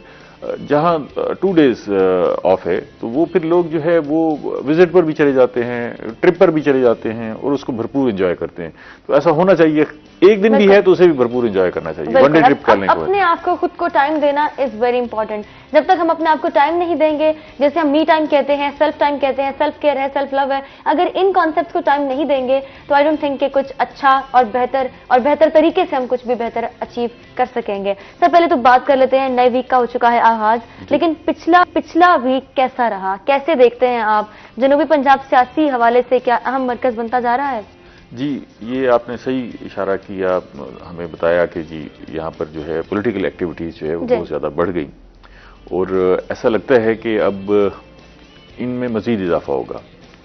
हमें ऐसा महसूस हो रहा है कि ये जैसे प्री इलेक्शन फेज आ जाता है ना जी, कि इलेक्शन से पहले गैमा गैमी का जो मंजर होता है तकरीबन वो नजर आ रहा है। ठीक। तो ये जो वीक गुजरा है इसमें पीपल्स पार्टी के चेयरमैन बिलावल भुट्टो जरदारी यहाँ मौजूद थे, जिन्होंने पंजाब के दौरे पर थे। मुस्लिम लीग नून के हमजा शहबाज शरीफ जनूबी पंजाब के दौरे पर हैं। वफाकी वजीर असद उमर जो है वो यहाँ मौजूद थे, और भी बहुत सारी पर्सनालिटीज जो है वो मुसलसल आ जा रही हैं। मखदूम शाह महमूद कुरैशी जो हमारे वजीर खारजा हैं वो वीकेंड यहाँ गुजारते हैं, वो यहाँ मौजूद थे। इन सब की एक्टिविटीज थी, पोलिटिकल एक्टिविटीज थी, और इसमें सबसे बड़ी चीज जो प्रिवेल कर रही थी वो एक एहतजाजी सियासत का आंसर भी जो है वो नजर आ रहा है कि ऐसा फील हो रहा है कि लोगों को गरमाया जा रहा है, उनको सड़क पर लाने के लिए तैयार किया जा रहा है। ये जो अभी पिछले 2-3 महीने गुजरे हैं, ये शदीद सर्दी के थे। जी। फिर आगे जो है वो शदीद गर्मी के महीने आ रहे हैं। तो ये बहार का मौसम जो है ना, ये एहतजाज के लिए और मुजाहरों के लिए बड़ा सूटेबल होता है। बिल्कुल। तो ऐसा लगता है कि उसकी तैयारी उसका भरपूर फायदा उठाया जाता है। भरपूर फायदा उठाया। पीपल्स पार्टी की जानिब से लॉन्ग मार्च का ऐलान किया गया, कैसे देखते हैं आप? 27 फरवरी को शुरू होगा, क्या हुकूमत को हिला पाएगा ये मार्च? देखें, हुकूमत को किस हद तक हिला पाता है ये तो पीपल्स पार्टी की कारकर्दगी इससे यहाँ होगी कि इससे क्या होता है। लेकिन पीपल्स पार्टी की कोशिश है कि वो अपने कारकुनों को मुतहरिक करे, ठीक। और ख़ासतौर पर वो लोग जो मायूस होकर घर बैठ गए हैं या ये सोच रहे हैं कि हुकूमत जो है डिलीवर नहीं कर रही, तो जिनको हमने अपोजिशन का मैंडेट दिया है वो क्यों खामोश हैं, तो वो अपना अपोजिशन का रोल प्ले करने के लिए मैदान में आ रहे हैं और ख़ास तौर पे लोगों को मुतहरिक करके, कारकुनों को मुतहरिक करके सड़कों पर लाना चाहते हैं। और फिर वो उन्होंने जो लॉन्ग मार्च की डायरेक्शन तय की है और जो जिन एरियाज़ को उन्होंने फोकस किया है जहाँ जहाँ से गुजरना है, तो कोशिश ये होगी कि उन सारे शहरों में, उन सारे इलाकों में अपने कारकुनों को मुतहरिक किया जाए और मैदान अमल में लाया जाए और फिर वो प्रेशर डेवलप किया जाए गवर्नमेंट पर। अच्छा, ये एक तरफ तो जैसे आपने कहा कि हुकूमत को हिला पाएगा, एक तो ये है कि हुकूमत को कितना हिलाना है ये अपनी जगह पर अहम है, लेकिन उससे ज्यादा अपने कारकुनों के अंदर मोटिवेशन पैदा करना भी है, क्योंकि आगे फेज जो आ रहा है वो इलेक्शन का है। ठीक है, और लामहला जब भी आप मुल्क में कोई बेहतरी की तरफ जाना चाहते हैं, कोई तब्दीली चाहते हैं, तो वो थ्रू इलेक्शन ही आ सकती है। एहतजाज से आप मसाइल पैदा कर सकते हैं, हुकूमत के लिए मुश्किलात पैदा कर सकते हैं, हुकूमत को किसी मामले पर सरेंडर करने पर मजबूर कर सकते हैं, लेकिन आप डिलीवर तो तब करेंगे जब आपके पास हुकूमत होगी, और हुकूमत हासिल करने के लिए जरूरी है कि आप इलेक्शन प्रोसेस में जाएं। तो ये सारा जो मरहला है, क्योंकि अब ये जो तकरीबन 1.5 साल आप समझ लें कि इलेक्शन में रह गए, तो इन सालों में, खासतौर पर आखिरी सालों में, जो सियासी जमातें होती हैं वो अपनी सियासी अलाइनमेंट करती हैं। बिल्कुल, वो ये फैसले करती हैं कि तकरीबन 1200-1500 सीटों पर उन्होंने अपने कैंडिडेट्स पुट करने होते हैं, ठीक है, सूबाई और कौमी असम्बली मिला के। तो वो ये सोचती हैं कि किस किस हलके में हमने किस किस उम्मीदवार को लड़ाना है। अच्छा, सारी सियासी जमातों के पास बहुत सारी ऑप्शंस होती हैं, तो वो अपने जो मुतवक्को उम्मीदवार हैं उनकी फहरिस्तें भी बना रही होती हैं, ये भी देख रही होती हैं कि इनमें से कौन कमज़ोर उम्मीदवार है, कौन बेहतर उम्मीदवार है, उस पर होमवर्क किया जा रहा होता है। फिर इलेक्टेबल्स को भी ढूंढा जाता है, ये कोशिश होती है। बहुत सारे लोग, ये इलेक्शन लड़ना एक फन है, बिल्कुल एक साइंस है। पाकिस्तान में तो खासतौर पर यह बड़ा मुश्किल काम है। तो इस इलेक्शन को कैसे लड़ा जा सकता है, बेहतर अंदाज से लड़ा जा सकता है, जो लोग इस साइंस को समझते हैं उनकी अहमियत और अफादियत बहुत ज्यादा है। तो सियासी जमातें भी ढूंढती हैं ऐसे लोगों को ना, खासतौर पे जिन उम्मीदवारों की, जिन सियासी ओहदेदारों की कॉन्स्टिट्यूंसी में इंपॉर्टेंस है, मजबूत है, तो वो सारी सियासी जमातों की ख्वाहिश होती है कि वो हमारे पास हों। तो ये जो फेज है, इसमें इलेक्टेबल्स भी ढूंढे जाते हैं, इलेक्शन के लिए मुनासिब उम्मीदवार भी ढूंढे जाते हैं, और फिर ये जोड़ तोड़ का अमल है वो भी इसी फेज में शुरू हो जाता है। अच्छा, ये सारा कुछ कौमी इलेक्शन के लिए जो आने वाले इंतखाबात जिनका हम 1.5 साल बाद का जिक्र कर रहे हैं उसके लिए होता है, लेकिन उससे पहले एक और अहम मरहला जो है वो आ रहा है पंजाब में ना, और वो है बल्दियाती इंतखाबात का, लोकल बॉडीज इलेक्शन। अब इस दफा जो लोकल बॉडीज इलेक्शन होने जा रहे हैं वो बड़े डिफरेंट नौयत के होंगे। अच्छा, अभी भी लोग इस खदशे का शिकार हैं कि इलेक्शन होते हैं या नहीं होते, लेकिन जाहिर है इलेक्शन करवाने पड़ेंगे गवर्नमेंट को, गवर्नमेंट के ऊपर भी दबाव है। तो अगर इलेक्शन होते हैं तो उसमें पहली मरतबा मेयर और चेयरमैन जिला कौंसिल के जो इंतखाबात हैं वो डायरेक्ट इलेक्शन के जरिए होंगे। इससे पहले ये होता था कि अगर किसी भी शहर का मेयर है तो हम वहां नाजमीन या माजी में काउंसलर्स चुनते थे, ठीक है, यहां अब यूनियन काउंसिल के नाजमीन चुन लेते थे। तो वो जो नाजमीन थे या काउंसलर्स थे वो जाके मेयर का इंतखाब करते थे, ठीक है, वो इनडायरेक्ट इलेक्शन हो जाता था। लोग काउंसलर्स चुनते थे, नाजमीन चुनते थे, वो जाके फिर आगे वोट देते और मेयर का इंतखाब होता था। इसी तरह जिला कौंसिल में भी जो अरकान जिला कौंसिल थे वो जाके चेयरमैन जिला कौंसिल चुनते थे, लेकिन इस मरतबा जो है ये दोनों बड़े ओहदों पर डायरेक्ट इलेक्शन होगा। मिसाल के तौर पर अगर मुल्तान का मेयर है तो मुल्तान का पूरा शहर मेयर के लिए बराह रास्त वोट डालेगा, तो एक बहुत बड़ी कॉन्स्टिट्यूंसी हो जाएगी, जिसके आप ये समझें कि अगर ये मुल्तान शहर के 4 कौमी असम्बली के हल्के हैं तो 4 कौमी असम्बली के हल्के मेयर का हल्का इंतखाब हो जाएंगे, तो एक बहुत बड़ा इलेक्शन होगा। और उसके लिए भी सियासी जमातें जो है वो बड़ी तैयारी कर रही हैं। उनको ये है कि हमें बहुत सूटेबल कैंडिडेट चाहिए। और अगर आप देखें, जरा मंजर सोचें कि मेयर का इलेक्शन होने जा रहा है और मुल्तान में पीपल्स पार्टी, पीटीआई और मुस्लिम लीग नून का कैंडिडेट मैदान में मौजूद है, तो कितनी गहमा गहमी होगी और कितनी आमदोरफ्त होगी और उसके लिए कितनी तैयारियां हो रही होंगी। और इसी तरह जिला कौंसिल का जो चेयरमैन होगा उसके इलेक्शन में भी इसी तरह की गहमा गहमी होगी। उसमें जो सबर्ब हैं, हमारे जो मुल्तान के दही इलाके हैं, वो सारे शामिल हो जाते हैं। अच्छा, अभी से इसके लिए जोड़ तोड़ भी शुरू हो गया। अभी से उम्मीदवार भी मैदान में आ गए हैं। तीनों सियासी जमातों के उम्मीदवार मैदान में हैं और वो तैयारियां कर रहे हैं और लोगों से मेल मिलाप, लोगों के साथ उनकी गमी खुशी में शरीक होने का जो कौन कौन से कैंडिडेट्स हैं? अच्छा, मैं अभी वो नाम नहीं लेता, इसलिए कि अगर जो फिर नाम रह जाते हैं उनके लिए जो है वो फिर मुश्किलात का सामना होता है। लेकिन ये है कि तीनों सियासी जमातों के मुतवक्को उम्मीदवार जो है, अच्छा हर सियासी जमात में कई कई उम्मीदवार हैं, ठीक है ना जी। और अभी वो लॉबिंग का मरहला है और उन्होंने पहले से ही अपनी सियासी सरगर्मियां बढ़ा दी हैं ताकि जो सियासी जमातें हैं, उनकी अपनी जमातें हैं, वो उनकी कारकर्दगी को जज कर सकें और देख सकें कि कौन उम्मीदवार सूटेबल है। तो इस लोकल बॉडीज इलेक्शन में वैसे अमूमन जो उम्मीदवार होते हैं उनकी ख्वाहिश होती है कि हुकूमती पार्टी का टिकट मिले तो जरा ये सपोर्ट हो जाती है कि हुकूमती मशीनरी भी कहीं ना कहीं साथ दे देगी। लेकिन ये है कि इस वक्त जो पीटीआई की जो डिलीवरेंस का मामला है उसकी वजह से भी जो है काफी सारे लोग जो है नाला हैं और जो दीगर मद्दे मुकाबल जमातें हैं वो भी ताकत के साथ उभर के सामने आई हैं। ठीक है, जनूबी पंजाब में सियासी सरगर्मियों के हवाले से तो हम बात कर ही रहे हैं, लेकिन आज किसान भाइयों की जानिब से जो एहतजाज होने जा रहा है उस हवाले से आप क्या कहेंगे, कैसे देखते हैं उसको? उसमें जानवर भी शामिल हैं, उसमें उन्होंने बच्चे भी शामिल किए हैं, तो ये एक मुनफरद किस्म का एहतजाज है जो कि हम देख रहे हैं, तो इसको आप कैसे देखते हैं?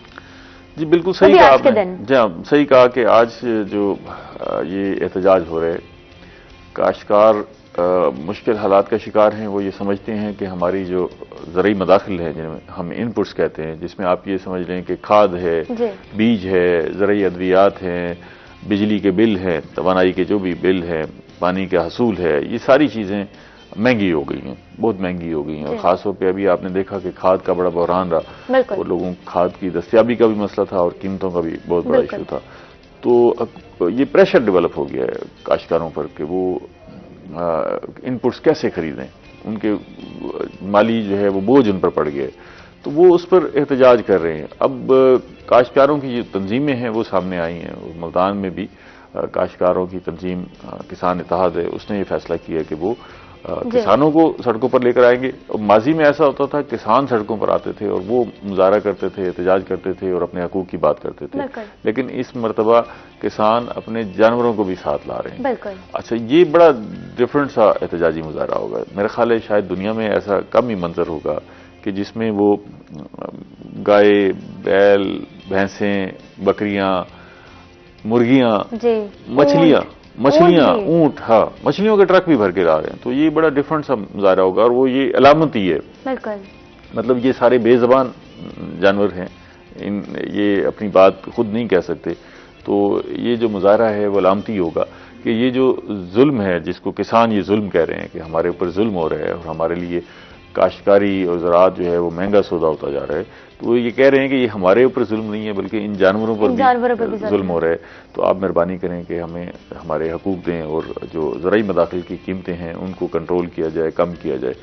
अब इस दबाव में किस हद तक हुकूमत आती है, ये जब इसका ऐलान हुआ तो इस पर काफ़ी ले दे भी हुई कि अगर ये इतने सारे जानवर जो है वो सड़कों पर आ जाएं तो उससे पूरे शहर में ट्रैफिक का निज़ाम दरम बरम हो जाएगा। ठीक है, तो इस पे जो किसान इत्तेहाद की क़यादत थी उन्होंने कहा था कि हम इस मुजाहरे को अलामती मुजाहरे के तौर पर रखेंगे और कोशिश करेंगे कि इससे ट्रैफिक ब्लॉक ना हो और हम कोशिश करेंगे कि इसको जल्द अज जल्द जो है वो समेट लें ताकि हमारा मैसेज भी पहुंच जाए और ऐसा ना हो कि उसकी वजह से शहरियों को दुश्वारी हो। क्योंकि आप देखें कि हमारे यहाँ कहीं भी अगर कोई मुजाहरा होता है तो सबसे ज्यादा मुतासर जो है वो आम शहरी होता है, क्योंकि जरा भी ट्रैफिक कहीं रुकती है तो उसका दबाव पूरे शहर पर सिस्टम खराब हो जाता है। तो ये जो मुजाहरा है वो इसमें पूरी दुनिया की दिलचस्पी इस वक्त नजर आ रही है और खासतौर पर जो बैन अवी तंजीमें हैं वो भी बड़ी दिलचस्पी से देख रही हैं कि ये डिफरेंट मुजाहरा है ना कि इस तरह जानवरों को सड़कों पर लाया जा रहा है। लेकिन ये है कि गवर्नमेंट को चाहिए कि किसानों के साथ बैठकर उनके मामला तय करे। इस वक्त हुकूमत में जो लोग हैं वो, ये एक खुशकिस्मती की बात है कि वो खुद जो है ज़राअत से वाबस्ता लोग हैं, बड़ी तादाद में ज़राअत से वाबस्ता लोग हैं, और वो ज़राअत के इश्यूज़ को भी बेहतर अंदाज से समझते हैं, उन इश्यूज़ को किस तरह हल करना है इसको भी बेहतर अंदाज से समझते हैं। फिर हुकूमत उनके पास है तो उनके पास बेताशा वसाइल भी मौजूद हैं कि हमने इन वसाइल को किस तरह इस्तेमाल करके ज़राअत की तरफ ट्रांसमिट करना है। इस वक्त जो है एक बात बड़ी वाज़ेह है और बड़ी इंपॉर्टेंट है। ठीक है, इस हवाले से हम बात करते हैं। हमारे साथ कॉलर हैं खैर मोहम्मद डेरा गाजी खान से। अस्सलाम वालेकुम, कैसे हैं आप? वालेकुम सलाम, आप खैरियत से? ठीक ठाक है जी जी बिल्कुल ठीक, बताइए आप ठीक हैं? शुक्र अल्हम्दुलिल्लाह, मैं तो ठीक हूँ। मेरे दरखास्त है, फिल्टर प्लांट बंद पड़ा है 4 साल से। ठीक है, जिसकी आबादी 20,000 है, वो बंद पड़ा है। यूनियन फसल कटाई घर में फिल्ट्रेशन प्लांट का इशू है। करार है। ठीक है, ठीक है, जहां पर इतने सारे इश्यूज चल रहे हैं, खैर मोहम्मद साहब आपका बहुत बहुत शुक्रिया। जहां पर इतने सारे इश्यूज के बारे में बात हो रही है, महंगाई एक इशू है, सिस्टम में जो डिस्टर्बेंस है, जो पॉलिटिकल इंस्टेबिलिटी है, that is one of the very major issues. तो अभी इन्होंने भी एक इशू ऐड कर दिया कि फिल्ट्रेशन प्लांट का एक इशू, जिसको हम इग्नोर नहीं कर सकते। इस हवाले से आप क्या कहते हैं? ये तो देखें, जब आप कोई अपना घर तामीर करते हैं, घर बनाते हैं, तो उसमें बुनियादी चीजें क्या होती हैं कि आप पहले पानी का बंदोबस्त करते हैं। ऑब्वियसली मेंटेनेंस आप देखते हैं, पीने के साफ पानी का बंदोबस्त करते हैं, सफाई का बंदोबस्त करते हैं। तो ये बड़ी अफसोसनाक बात है कि हम एक पौने सदी में अपने शहरियों को साफ पानी फराहम नहीं कर सके। और ख़ास तौर पे हमारे जो ये मज़ाफ़ात के डेरा गाजी खान के ऐसे इलाके भी मौजूद हैं जहाँ आज भी लोग जो है वो एक ही तालाब से जानवर और इंसान इकट्ठे पानी पीते हैं। तो ये बड़ा अफसोसनाक पहलू है कि हमें पहली जो तरजीह है उसको पानी को रखना चाहिए। अगर बहुत सारी बीमारियां जो है वो पानी, साफ पानी ना होने की वजह से पैदा हो रही है। ऐसा ही है। और हमारे यहाँ जैसे ये मुल्तान और इर्द गिर्द के इलाके आप देख लें तो पानी में जिंक की मिकदार बहुत ज्यादा है। अच्छा, हम ये कहते हैं कि पानी उबाल कर पिएं, और ये अजीब सा पहलू है कि हमारे जो साइंटिस्ट हैं वो कहते हैं कि अगर जिंक की मिकदार ज्यादा है तो पानी उबालेंगे तो वो और बढ़ जाती है। तो इसके लिए बेहतरीन हल जो है वो फिल्ट्रेशन है और फिल्टर प्लांट लगने चाहिए। अभी जो इन्होंने गरबी इलाके की बात की है तो वो हाँ अगर फिल्ट्रेशन प्लांट खराब है तो उसको फौरी तौर पर ठीक होना चाहिए। और शहर में भी हमारे यहाँ जो है वो बड़ी तादाद में फिल्ट्रेशन प्लांट जो है वो खराब पड़े हुए हैं। इस पे अभी काम हो रहा है। जैसे कुछ अर्सा कबल जो है वो गवर्नर साहब भी तशरीफ लाए थे, और अब पाक कंपनी जो उन्होंने बनाई है जिसके जरिए पंजाब में कोशिश कर रहे हैं कि साफ पानी फराहम किया जाए। तो इस पे जो है काम तेज होना चाहिए। खासतौर पे हम जैसे ये इन्होंने जिक्र किया कि जहां हमारे फिल्ट्रेशन प्लांट मौजूद हैं, हमारे यहाँ सबसे बड़ी खराबी ये है कि हम कोई चीज़, कोई मंसूबा है उसको लगा देते हैं, लेकिन उसकी मेंटेनेंस पे जो है हम खर्च करते हुए घबराते हैं, इसलिए कि वो हम नॉन डेवलपमेंट एक्सपेंडिचर में शुमार करते हैं। हमने बजट में ये दिखाना होता है कि हमने तरक्याती काम ये किए हैं। अगर हम मेंटेनेंस पे दिखाते हैं तो वो तरक्याती काम में शुमार नहीं होता, वो रनिंग एक्सपेंडिचर शुमार हो जाते हैं। तो हुकूमतें अमूमन घबराती हैं कि वो रनिंग एक्सपेंडिचर ना। ठीक है, हम अपनी बात को, गुफ्तगू को जारी रखते हैं। हमारे साथ कॉल पर मौजूद हैं नदीम कुरैशी साहब, एमपी पाकिस्तान तहरीक इंसाफ। अस्सलाम वालेकुम नदीम साहब, कैसे हैं आप? ठीक ठाक हैं जी? वालेकुम अस्सलाम, मैं बिल्कुल ठीक हूँ।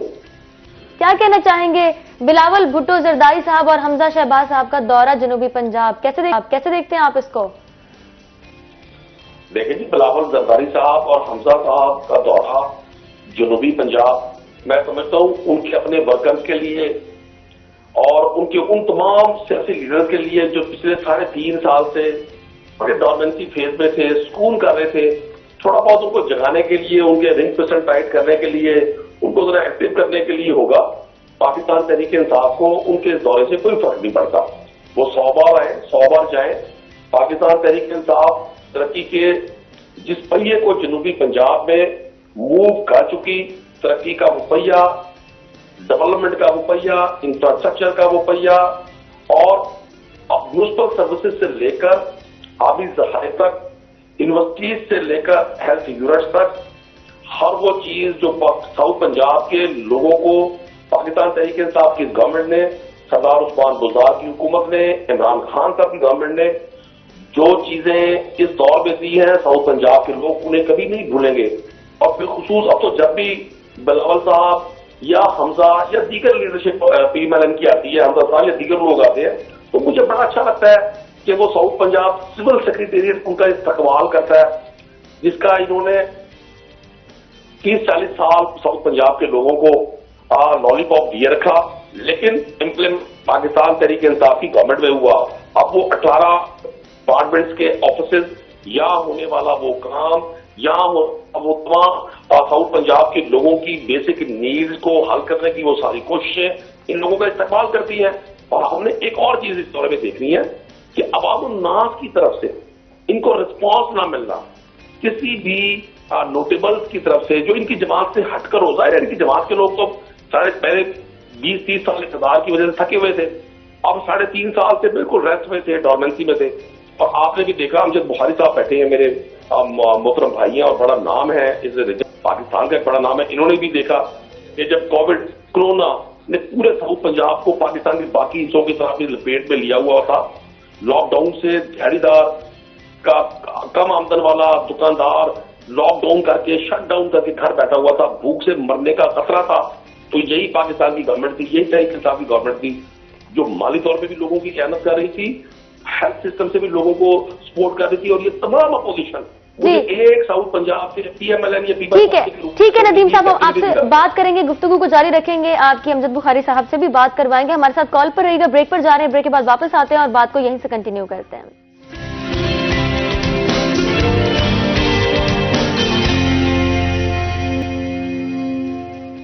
वेलकम बैक, आप देख रहे हैं रोही एट 10। ब्रेक के बाद हम आ चुके हैं वापस प्रोग्राम में। एक दफा फिर से आपको खुशामदीद कहते हैं। हमारे साथ मौजूद है स्टूडियो में अमजद बुखारी साहब, एडिटर रोही। बात हो रही है सियासी सरगर्मियों के हवाले से, जनूबी पंजाब सियासी हवाले से क्या अहम मरकज बनता जा रहा है या नहीं, कैसे देखते हैं अमजद बुखारी साहब इस पूरी पॉलिटिकल सिचुएशन को, पॉलिटिकल सिनेरियो को। हमारे साथ कॉल पर मौजूद है मोहम्मद नदीम कुरैशी साहब, MPA Pakistan Tehreek Insaf, पार्लिमानी secretary information. जी नदीम कुरैशी साहब, क्या बात कर रहे थे आप, प्लीज कंटिन्यू कीजिए।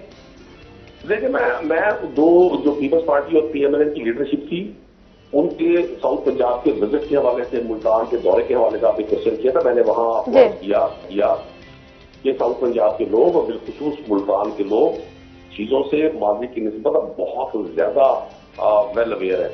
और आप देखें कि यहाँ अवाम-उन-नास की तरफ से इस लीडरशिप को रिस्पॉन्स ना मिलना, जाहिर है किसी पोलिटिकल पार्टी की जो चेन होती है वर्कर्स की, उनकी मकामी लीडरशिप की, वो तो इंगेज होती ही है, लेकिन आम आदमी का इनके साथ अटैच ना होना, आम आदमी का इनको रिस्पॉन्स ना करना, इन सबके लिए लम्हा फिक्रिया है। और मैं उम्मीद हूं कि साउथ पंजाब के लोग पाकिस्तान तहरीक इंसाफ की गवर्नमेंट की जो पॉलिसीज पिछले 3.5 साल में रही, और मैं समझता हूँ ये मैच के आखिरी 5-6 ओवर है, इसमें हम जब उन चीजों को फाइनल करके 2023 के इंतखाब में इंशाल्लाह अपने अपने हल्के इंतखाब में उतरेंगे, तो हम अपनी कारकर्दगी की बुनियाद पर अपने मुखालफों को इलेक्शन में उनका मुकाबला भी करेंगे।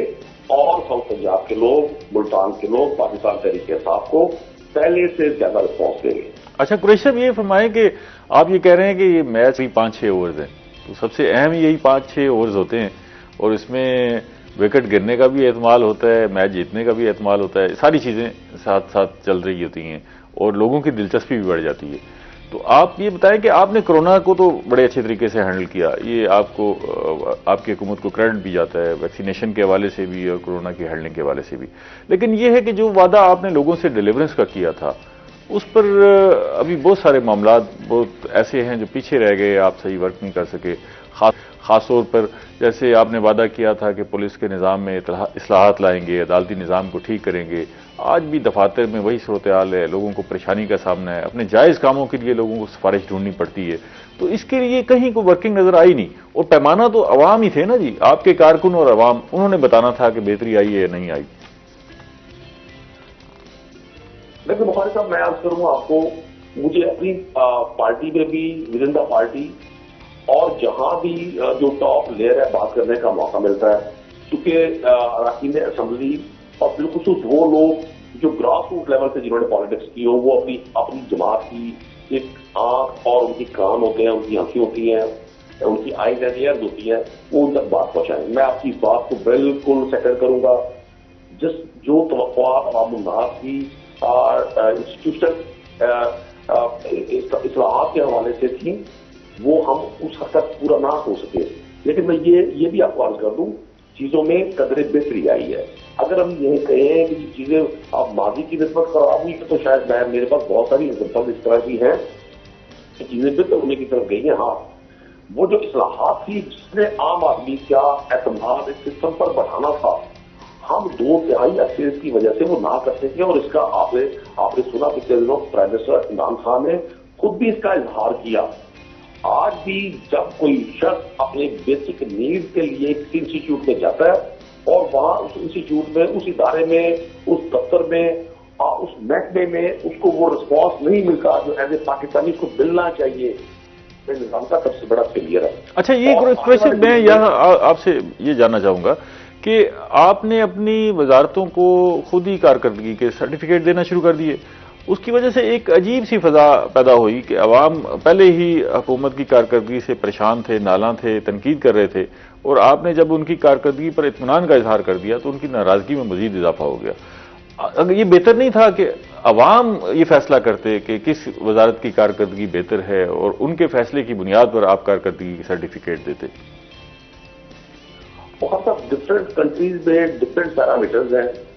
ये बुनियादी तौर पे तो मैं समझता हूँ एक बड़ा अच्छा इनिशिएटिव था, लेकिन इसके रिजल्ट के बाद जो माहौल बना तो वो वाकई नागवारी का माहौल था। कुछ लोगों के साथ, कुछ मिनिस्ट्रीज के साथ वो आई डोंट नो कि क्या रीजन थी वो इस टॉप 10 में शामिल ना हो सके, क्योंकि जो क्राइटेरिया बनाया गया था रेवेन्यू जनरेशन का और दीगर जो पैरामीटर्स बनाए गए थे उस पैरामीटर्स के मुताबिक उन्होंने ग्रेडिंग की। लेकिन मैं एज ए वर्कर समझता हूँ कि शायद हम निभाजन उस जगह पर नहीं पहुंचे। आपको मैं अपनी जाती बात करूं, मैं एक लोकल असेंबली हूँ, मेरी डिफरेंट यूनियन काउंसिल्स में 3-3, 4-4, 5-5 ग्रुप है। आप बिलीव करें, जब हम डेवलपमेंट फंड से लेकर किसी और इशू तक किसी एक ग्रुप के रास्ते में होते हैं तो दूसरे 3, 4, 5 ग्रुप उसी वक्त ड्यूरिंग उसी फंक्शन हमसे खफा हो जाते हैं। ये इस पूरी सोसाइटी में इसका एक कल्चर है। हालांकि ये जो मिनिस्ट्रीज की जो ग्रेडिंग थी इसकी मैक्सिमम स्टेप की जरूरत थी, लेकिन जाहिर है जिन्होंने ये किया वो मुझसे ऐसा हो गया। चलें ठीक है। ये बताएं कि बलदियाती इंतखाबात कराने जा रहे हैं, पहला तो ये सवाल है, और उसके साथ साथ ये बताएं कि आपकी तैयारियां बलदियाती इंतखाबात के हवाले से किस हद तक हैं?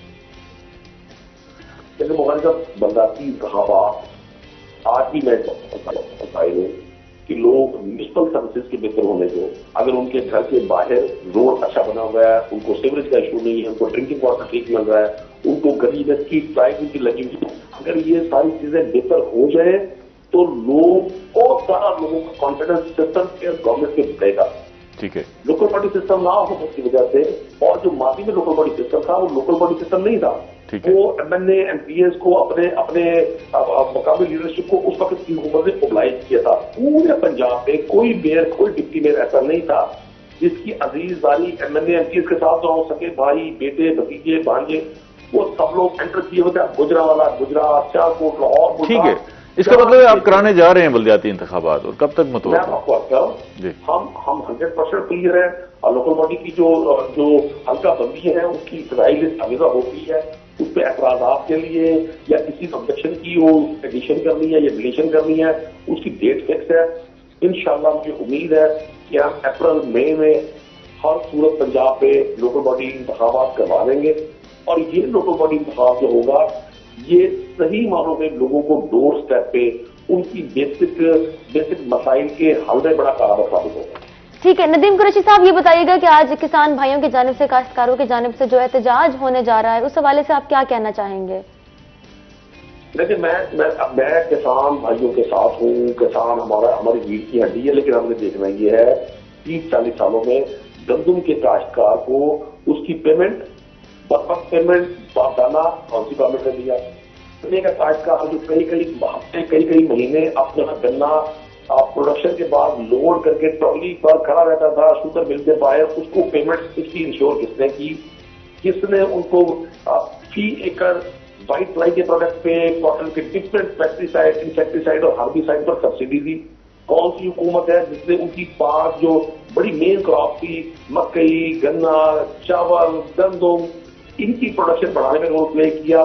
कौन सी हुकूमत है जिसके दौर में काश्तकार मजबूत हुआ? आज भी आप कपास की कीमत देखें, आज भी आप गंदम की कीमत देखें, आप मकई की कीमत देखें, कुछ प्रॉब्लम्स आ जाते हैं। फर्टिलाइजर के हवाले से कुछ इश्यूज रहे, लेकिन गवर्नमेंट ने पूरा मैकेनिज्म बनाया कि हमारी जो एग्रीकल्चर की वो नीड है वो पूरी हो। मैं समझता हूँ पाकिस्तान तहरीक इंसाफ की गवर्नमेंट इस बात पर 100% श्योर है कि पाकिस्तान के पास, पंजाब के पास और फिर साउथ पंजाब की सूरत में हमारे पास साउथ एशिया की बहुत बड़ी फूड बास्केट है। अगर हमारा एग्रीकल्चर स्ट्रेंथन होगा, हमारा एग्रीकल्चर का मैकेनिज्म बेहतर होगा, हम एग्रीकल्चर को मॉडर्न कर देंगे, हमें ज़रा मुबादला के लिए इससे बेहतर किसी और सोर्स की जरूरत नहीं है। और जो स्टेप्स पिछले 3-3.5 साल में और बिलखुसूस पिछले 2 साल में लिए गए, वो आप किसी भी काश्तकार को बुलाकर पूछे कि कभी लाइफ में ऐसा हुआ कि उसको इंसेक्टिसाइड पे, हर्बिसाइड पे और डिफरेंट पेस्टिसाइड पर एकड़ सब्सिडी दी गई हो। ठीक, नदीम कुरैशी साहब, प्रॉपर मैकेनिज्म बनाने के बावजूद और इन तमाम बयानात के बावजूद जो किसान है वो आज फिर सड़कों पर है, तो इस हवाले से कुछ अमजद बुखारी साहब, आपका बहुत बहुत शुक्रिया। आप जानना चाह रहा हूं आपसे कि आप उनसे मुज़ाकरात करेंगे या उनको उनके हाल पर छोड़ देंगे? देखें काश्तकार अगर सड़कों पर है तो इसका मतलब ये है कि वो अपने मुतालबात जो है और अपने मामलात से मुतमईन नहीं है और आपसे अभी कुछ डिमांड कर रहे हैं। और तब देखिए, हम सबके साथ आते रहे, इसी सूरत की आपने लास्ट में देखा, आपसे 6 माह कबल पाकिस्तान में पहली बार, हम बार बार जब कहते हैं ना पहली बार, तो लोग बड़े हंसते हैं इस बात पर। ऐसा हंसना नहीं है, हंसना नहीं होता इस पर, इसको वेरीफाई करना होता है। प्राइम मिनिस्टर ऑफ पाकिस्तान ने प्राइम मिनिस्टर हाउस में बाकायदा काश्तकारों से मीटिंग की, उनके क्वेश्चन आंसर किए, उनकी बहुत सारी चीजों को मौके पर हल किया। और ये भी एक गोल्डन अपॉर्चुनिटी है कि सैयद फखर इमाम जो federal national food security minister है, एग्रेरियन भी है, प्रोग्रेसिव फार्मर भी है, साउथ पंजाब से है, हुसैन जहानिया कटेरी खुद फार्मर्स हैं, मखदूम शाह महमूद कुरैशी खुद फार्मर हैं, सारे लोग आप बड़े जितने प्रोग्रेसिव फार्मर्स हैं इस वक्त हुकूमत में बैठे हुए हैं और काश्तकार जो है वो सड़कों पर है। ये हैरानकुन बात है। इसको मैं थोड़ा सा गुजारिश करूंगा, ये जो काश्तकार सड़कों का है ना, ये कुछ पाकिस्तान में कुछ हमारी अपोजिशन की ना बेचैनी, उनकी जो ना जल्दी पर तेल डालने की प्लानिंग। आपने जब मीडिया पर आप ये गुफ्तगू सुनते हैं ना, इन लोगों को कहा जाता है कि जी फलां चैनल पे हमारा स्पोक्समैन नहीं बैठा, और आप एंकर के बारे में बड़ी नाजेबा और गैर मुहद्दब गुफ्तगू इस्तेमाल करते हैं, तो वहां पे आपको इस सारी प्रोपगेशन प्लान का अंदाजा हो जाना चाहिए। ये डिफरेंट कंपोनेंट्स को उकसाते हैं, उनको प्रोवोक करते हैं, उनको अपने पॉलिटिकल पॉइंट स्कोरिंग के लिए इंगेज करते हैं अपने साथ। ठीक है, आपके नजर में इसके पीछे भी जो है वो सियासी मोटिव्स हैं और उसकी वजह से ये सारा कुछ हो रहा है। अच्छा, मैं आगे चलता हूं थोड़ा सा। मैं आपसे ये भी जानना चाहूंगा कि आपने इस खित्ते से सराइकी सूबे या जनूब पंजाब सूबे की तश्कील का वादा किया था, लेकिन आपने वो पूरा नहीं किया, सेक्रेटेरिएट बना दिए, 2 सेक्रेटेरिएट। अच्छा, अभी वो सूबे का मामला तो वही मौजूद है और मेरा ख्याल है कि ये आइंदा इंतखाबात में फिर एक बड़ा इशू बनकर सामने आएगा और सारी सियासी जमातें इसको अपने मंशूर का हिस्सा बनाएंगी और इस पर आगे बढ़ के सियासत करेंगी। तो आपको खुद इससे पहले कुछ कर नहीं लेना चाहिए कि सूबे के हवाले से कोई ठोस कदम उठा लेना चाहिए ताकि ये जो आपने सेक्रेटेरिएट बनाया है इसका क्रेडिट भी आपको जाए? बहुत आप सहाफत की दुनिया का एक बड़ा मुतदिल और मुतवाज़िन नाम है। मैं कुछ आपको खुश करने की तारीफ नहीं कर रहा, मैं 20 साल से आपकी चीजों को, आपकी तहरीरों को पढ़ता रहा हूँ, आपका कारी भी हूँ, आपको सुनता भी रहा हूँ। आप अगर साउथ पंजाब सिविल सेक्रेटेरिएट जैसे ब्रेक थ्रू को नजरअंदाज करेंगे और इतना बड़ा मैं यकीन करें, मुझे बतौर असेंबली जब लाहौर इस्लामाबाद में अपने हल्के के मुख्तलिफ लोगों के इशूज के लिए डेवलपमेंट फंड और दीगर कामों के लिए जाना पड़ता था, मैं आपको उस सारी प्रैक्टिस का हाल आप उसे बेहतर समझते हैं, आप सबको हर चीज से वाकिफ है। आज जब डोर स्टेप पे 19 डिपार्टमेंट और अभी DGPR जो हमारे इंफॉर्मेशन डिपार्टमेंट है वो भी साउथ पंजाब में आ रहा है, एक डिपार्टमेंट के मैं बड़े अच्छे से कोशिश कर रहा हूँ, फॉलो कर रहा हूँ, स्पेशल एजुकेशन माजूर लोगों की जो वजारत है, अगर उसका भी यहाँ सेक्रेटेरिएट बन गया तो हमें पूरा वो मैकेनिज्म बनाने में कामयाब हो जाएंगे जो लोगों को उनके मसाइल के हल में मददगार साबित होगा। Second, first time legal cover दिया गया बजट में, जहां साउथ पंजाब की 32% आबादी के लिए जो बजट एलोकेट होता था माजी में, कभी भी यहाँ वो उसके 100% नहीं होते थे। अब उसको लीगल कवर दिया गया, अलहदा बुक बजट में शाया की गई कि साउथ पंजाब का एलोकेटेड बजट साउथ पंजाब में लगेगा। अगर आप इतने बड़े रेवोल्यूशन को नजरअंदाज करेंगे तो मैं जरा से गुजारिश करूंगा कि आप इसको नजरअंदाज न करें, ये बुनियाद बनेगा आने वाले दिनों में साउथ पंजाब सूबे की। जो लोग दो बार हुकूमतों में रहे, उनके पास 2 तिहाई अक्सरियत थी, हमारे पास तो बड़ी नॉर्मल की मेजोरिटी है चंद वोट की, हमारे लिए तो पॉसिबल नहीं है कानून साजी। एक छोटे से सवाल का जवाब दे दें, एक कुरैशी साहब एक छोटे से सवाल का जवाब दे दें। आपकी तरफ से असेंबली के फ्लोर पर पेशकश की गई थी कि जनूब पंजाब सूबे की तश्कील के हवाले से बाकी सारी सियासी जमातें आए, हम उनसे बातचीत के लिए तैयार हैं। तो इस पेशकश का कहीं से जवाब आया, कोई मस्बत जवाब आया दीगर जमातों की तरफ से? सर मीडिया के अलावा कहीं कोई जवाब नहीं। देखिए मुखद्दर ये वन मैन पार्टी होती है ना, वन मैन मीन वो एक शख्स जो लीड कर रहा होता है, जिसकी मंशा के खिलाफ पार्टी में चलना, पार्टी लाइन से हटना गुनाह कबीरा समझा जाता है। उन जमातों का यही होता है कि वो शायद मीडिया में बैठकर लोगों को राजी करने के लिए उनको स्टेटमेंट दे देते हैं, लेकिन उनमें जरूरत नहीं है कि वो पैकेजिंग आगे बढ़े। मैं ऑफर कर रहा हूं और मैं अब नेक्स्ट वीक ये मूव कर रहा हूं कि मैंने सीएम पंजाब को भी रिक्वेस्ट की है और मेरी कोशिश है कि प्राइम मिनिस्टर ऑफ पाकिस्तान से भी मुलाकात हो, उनको भी रिक्वेस्ट की जाए कि बाकायदा फ्लोर ऑफ द हाउस इनको इंगेज किया जाए ताकि दूध का दूध, पानी का पानी हो जाए। ठीक है नदीम कुरैशी साहब, आपका बहुत शुक्रिया प्रोग्राम में शामिल होने का, बहुत शुक्रिया, खुश रहें। और हम चलते हैं ब्रेक पर, ब्रेक का टाइम हो जाता है, आप कहीं मत जाइएगा, हमारे साथ रहिएगा।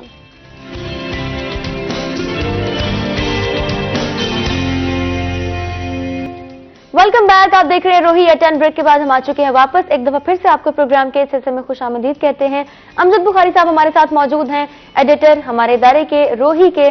बहुत पॉलिटिकल बातें हो गई अब थोड़ा ब्रेक देते हैं और बात करते हैं कि आपको जिंदगी में जब ब्रेक मिलता है, आपकी जो पर्सनल स्पेस होती है, आप उसको कैसे गुजारते हैं, कैसे उसको यूटिलाइज करते हैं फ्री टाइम को? अच्छा, ये जो ब्रेक है ना जी, ये आपकी जिंदगी में जब मिलता है तो सबसे अहम बात, जैसे मैंने पहले भी जिक्र किया, कि आपकी जो मामूलात हैं उसमें ब्रेक आ जाता है, बिल्कुल वो टूट जाती हैं। जैसे आप रोजाना सुबह उठते हैं, जिस अंदाज से तैयार होते हैं, दफ्तर जाते हैं, काम की भागदौड़ होती है, फिर रात को जिस तरह वापस आते हैं और फिर एक स्टीरियोटाइप जो है वो जिंदगी गुजार रहे होते हैं, उसमें ब्रेक आ जाता है।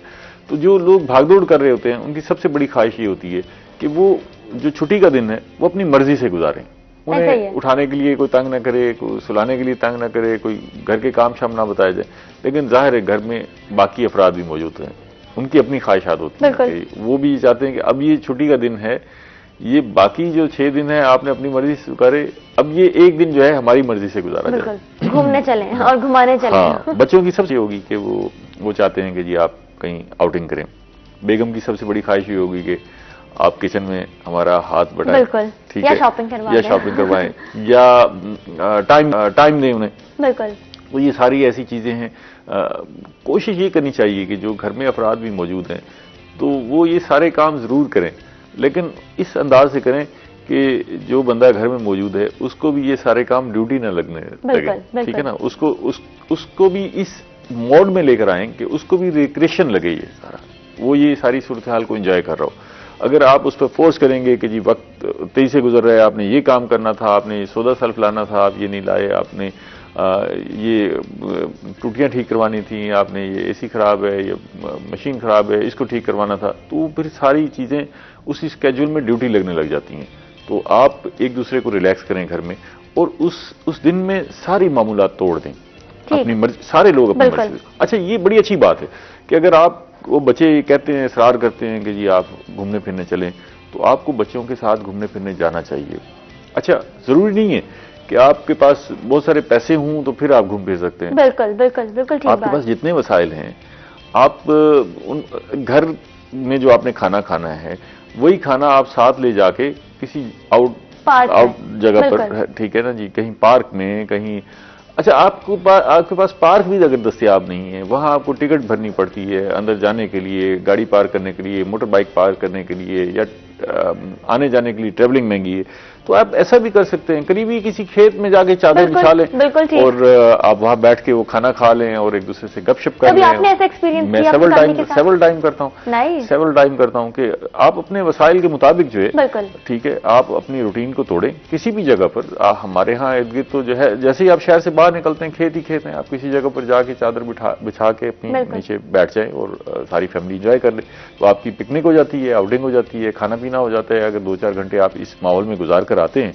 तो बड़े मजे आ जाते हैं। और खासतौर पर ये जो मौसम है, इसमें जो धूप है उसमें बड़ी एनर्जी है, बिल्कुल, ठीक है ना। अच्छा, लोग जो है यूरोप के लोग दुबई और मिडिल ईस्ट में सिर्फ धूप सेकने के लिए आते हैं, छुट्टियां मनाने और धूप सेकने के लिए आते हैं। तो अल्लाह ताला ने हमें जो है यहाँ बेपनाह इस नेमत से नवाजा है।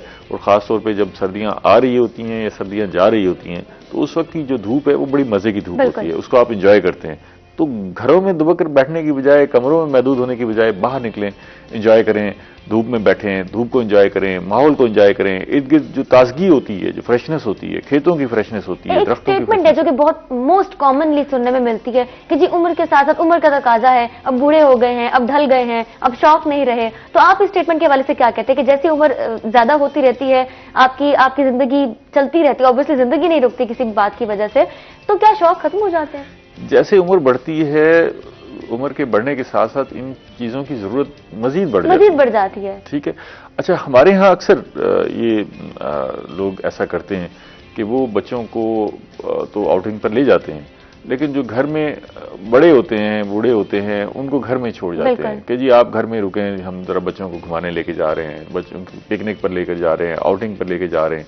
आप ये देखें कि उन्हीं वालिदैन ने, उन्हीं बड़ों ने अपने बच्चों के साथ जो है यही सलूक किया, उनको ले गए घुमाने के लिए।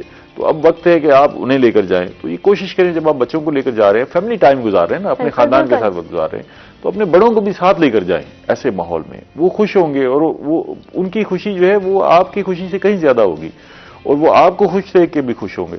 तो ये बात आपकी सही है कि हम उम्मन जो है ये सोचते हैं कि जब आपकी उम्र ज्यादा हो जाती है तो लोग जो है, जाहिर है जिस्म के अंदर वो तवानाई नहीं होती, लेकिन अगर आप थोड़ी सी सपोर्ट करें अपने बुजुर्गों को कि वो हिम्मत करें और आपके साथ चलें, तो वो खुश होकर जाएंगे। उनको भी अपनी खुशी लास्ट क्वेश्चन शो के इख्तिताम पे आपसे, प्रोफेशनल लाइफ में पर्सनालिटी एक इंसान की कुछ और होती है जो बाहर की दुनिया के लिए होती है, लेकिन एक पर्सनालिटी होती है जो कि आपकी अपनी होती है, आप वो होते हैं एक्चुअली।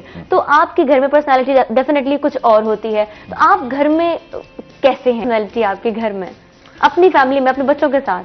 अच्छा, मुझे एक जो मेरा परसेप्शन बना हुआ है वो ये है कि ये केयरिंग आदमी है, ख्याल करता है, माहौल सिर्फ अपने घर के हवाले से नहीं, इर्द गिर्द के माहौल के हवाले से भी ख्याल करता है, चीजों का ख्याल करता है, लोगों की लुक आफ्टर करता है, कोई मुश्किल में है तो उसकी लुक आफ्टर करता है। अच्छा, मेरी जात के हवाले से ये अमूमन मेरी फैमिली के लोग ये जानते हैं कि अगर ये किसी को फायदा नहीं पहुंचा सकता तो किसी को नुकसान नहीं पहुंचाता। तो ये भी ब्लेसिंग है ना कि अगर आपके हाथ से, जुबान से लोग महफूज हों तो ये बहुत बड़ी बात है, और वो भी आज के दौर में। दूसरा ये है कि समटाइम में इरिटेटिंग मुझे फील किया जाता है। अच्छा, मुझे सबसे ज्यादा इरिटेशन आती है कि जब आपके माशरे में हर तरफ लॉलेसनेस हो।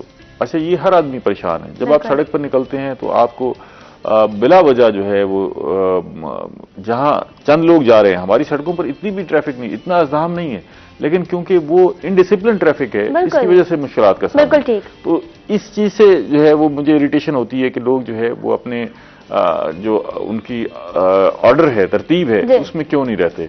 तो ये एक इरिटेशन का मंजर होता है जिसे मुझे घर वाले टोकते रहते हैं कि आप बाकी लोग रिलैक्स हैं तो आप भी ईज रहें, आप इसमें जो है वो ज्यादा इरिटेट होने। Thank you so much Amjad Bukhari साहब फॉर ज्वाइनिंग। और आज का प्रोग्राम, आज का सेगमेंट आपके साथ बहुत अच्छा रहा, बहुत सारी चीजें और नई बातें हमें मालूम हुई। उम्मीद करते हैं आपका टाइम भी अच्छा गुजरा होगा। इसी के साथ महाजबीन आबिद को इजाजत दें, कल आपसे मुलाकात होगी ठीक 10 बजे। तब तक अपना ढेर सारा ख्याल रखें, एहतियात करें। अल्लाह हाफिज।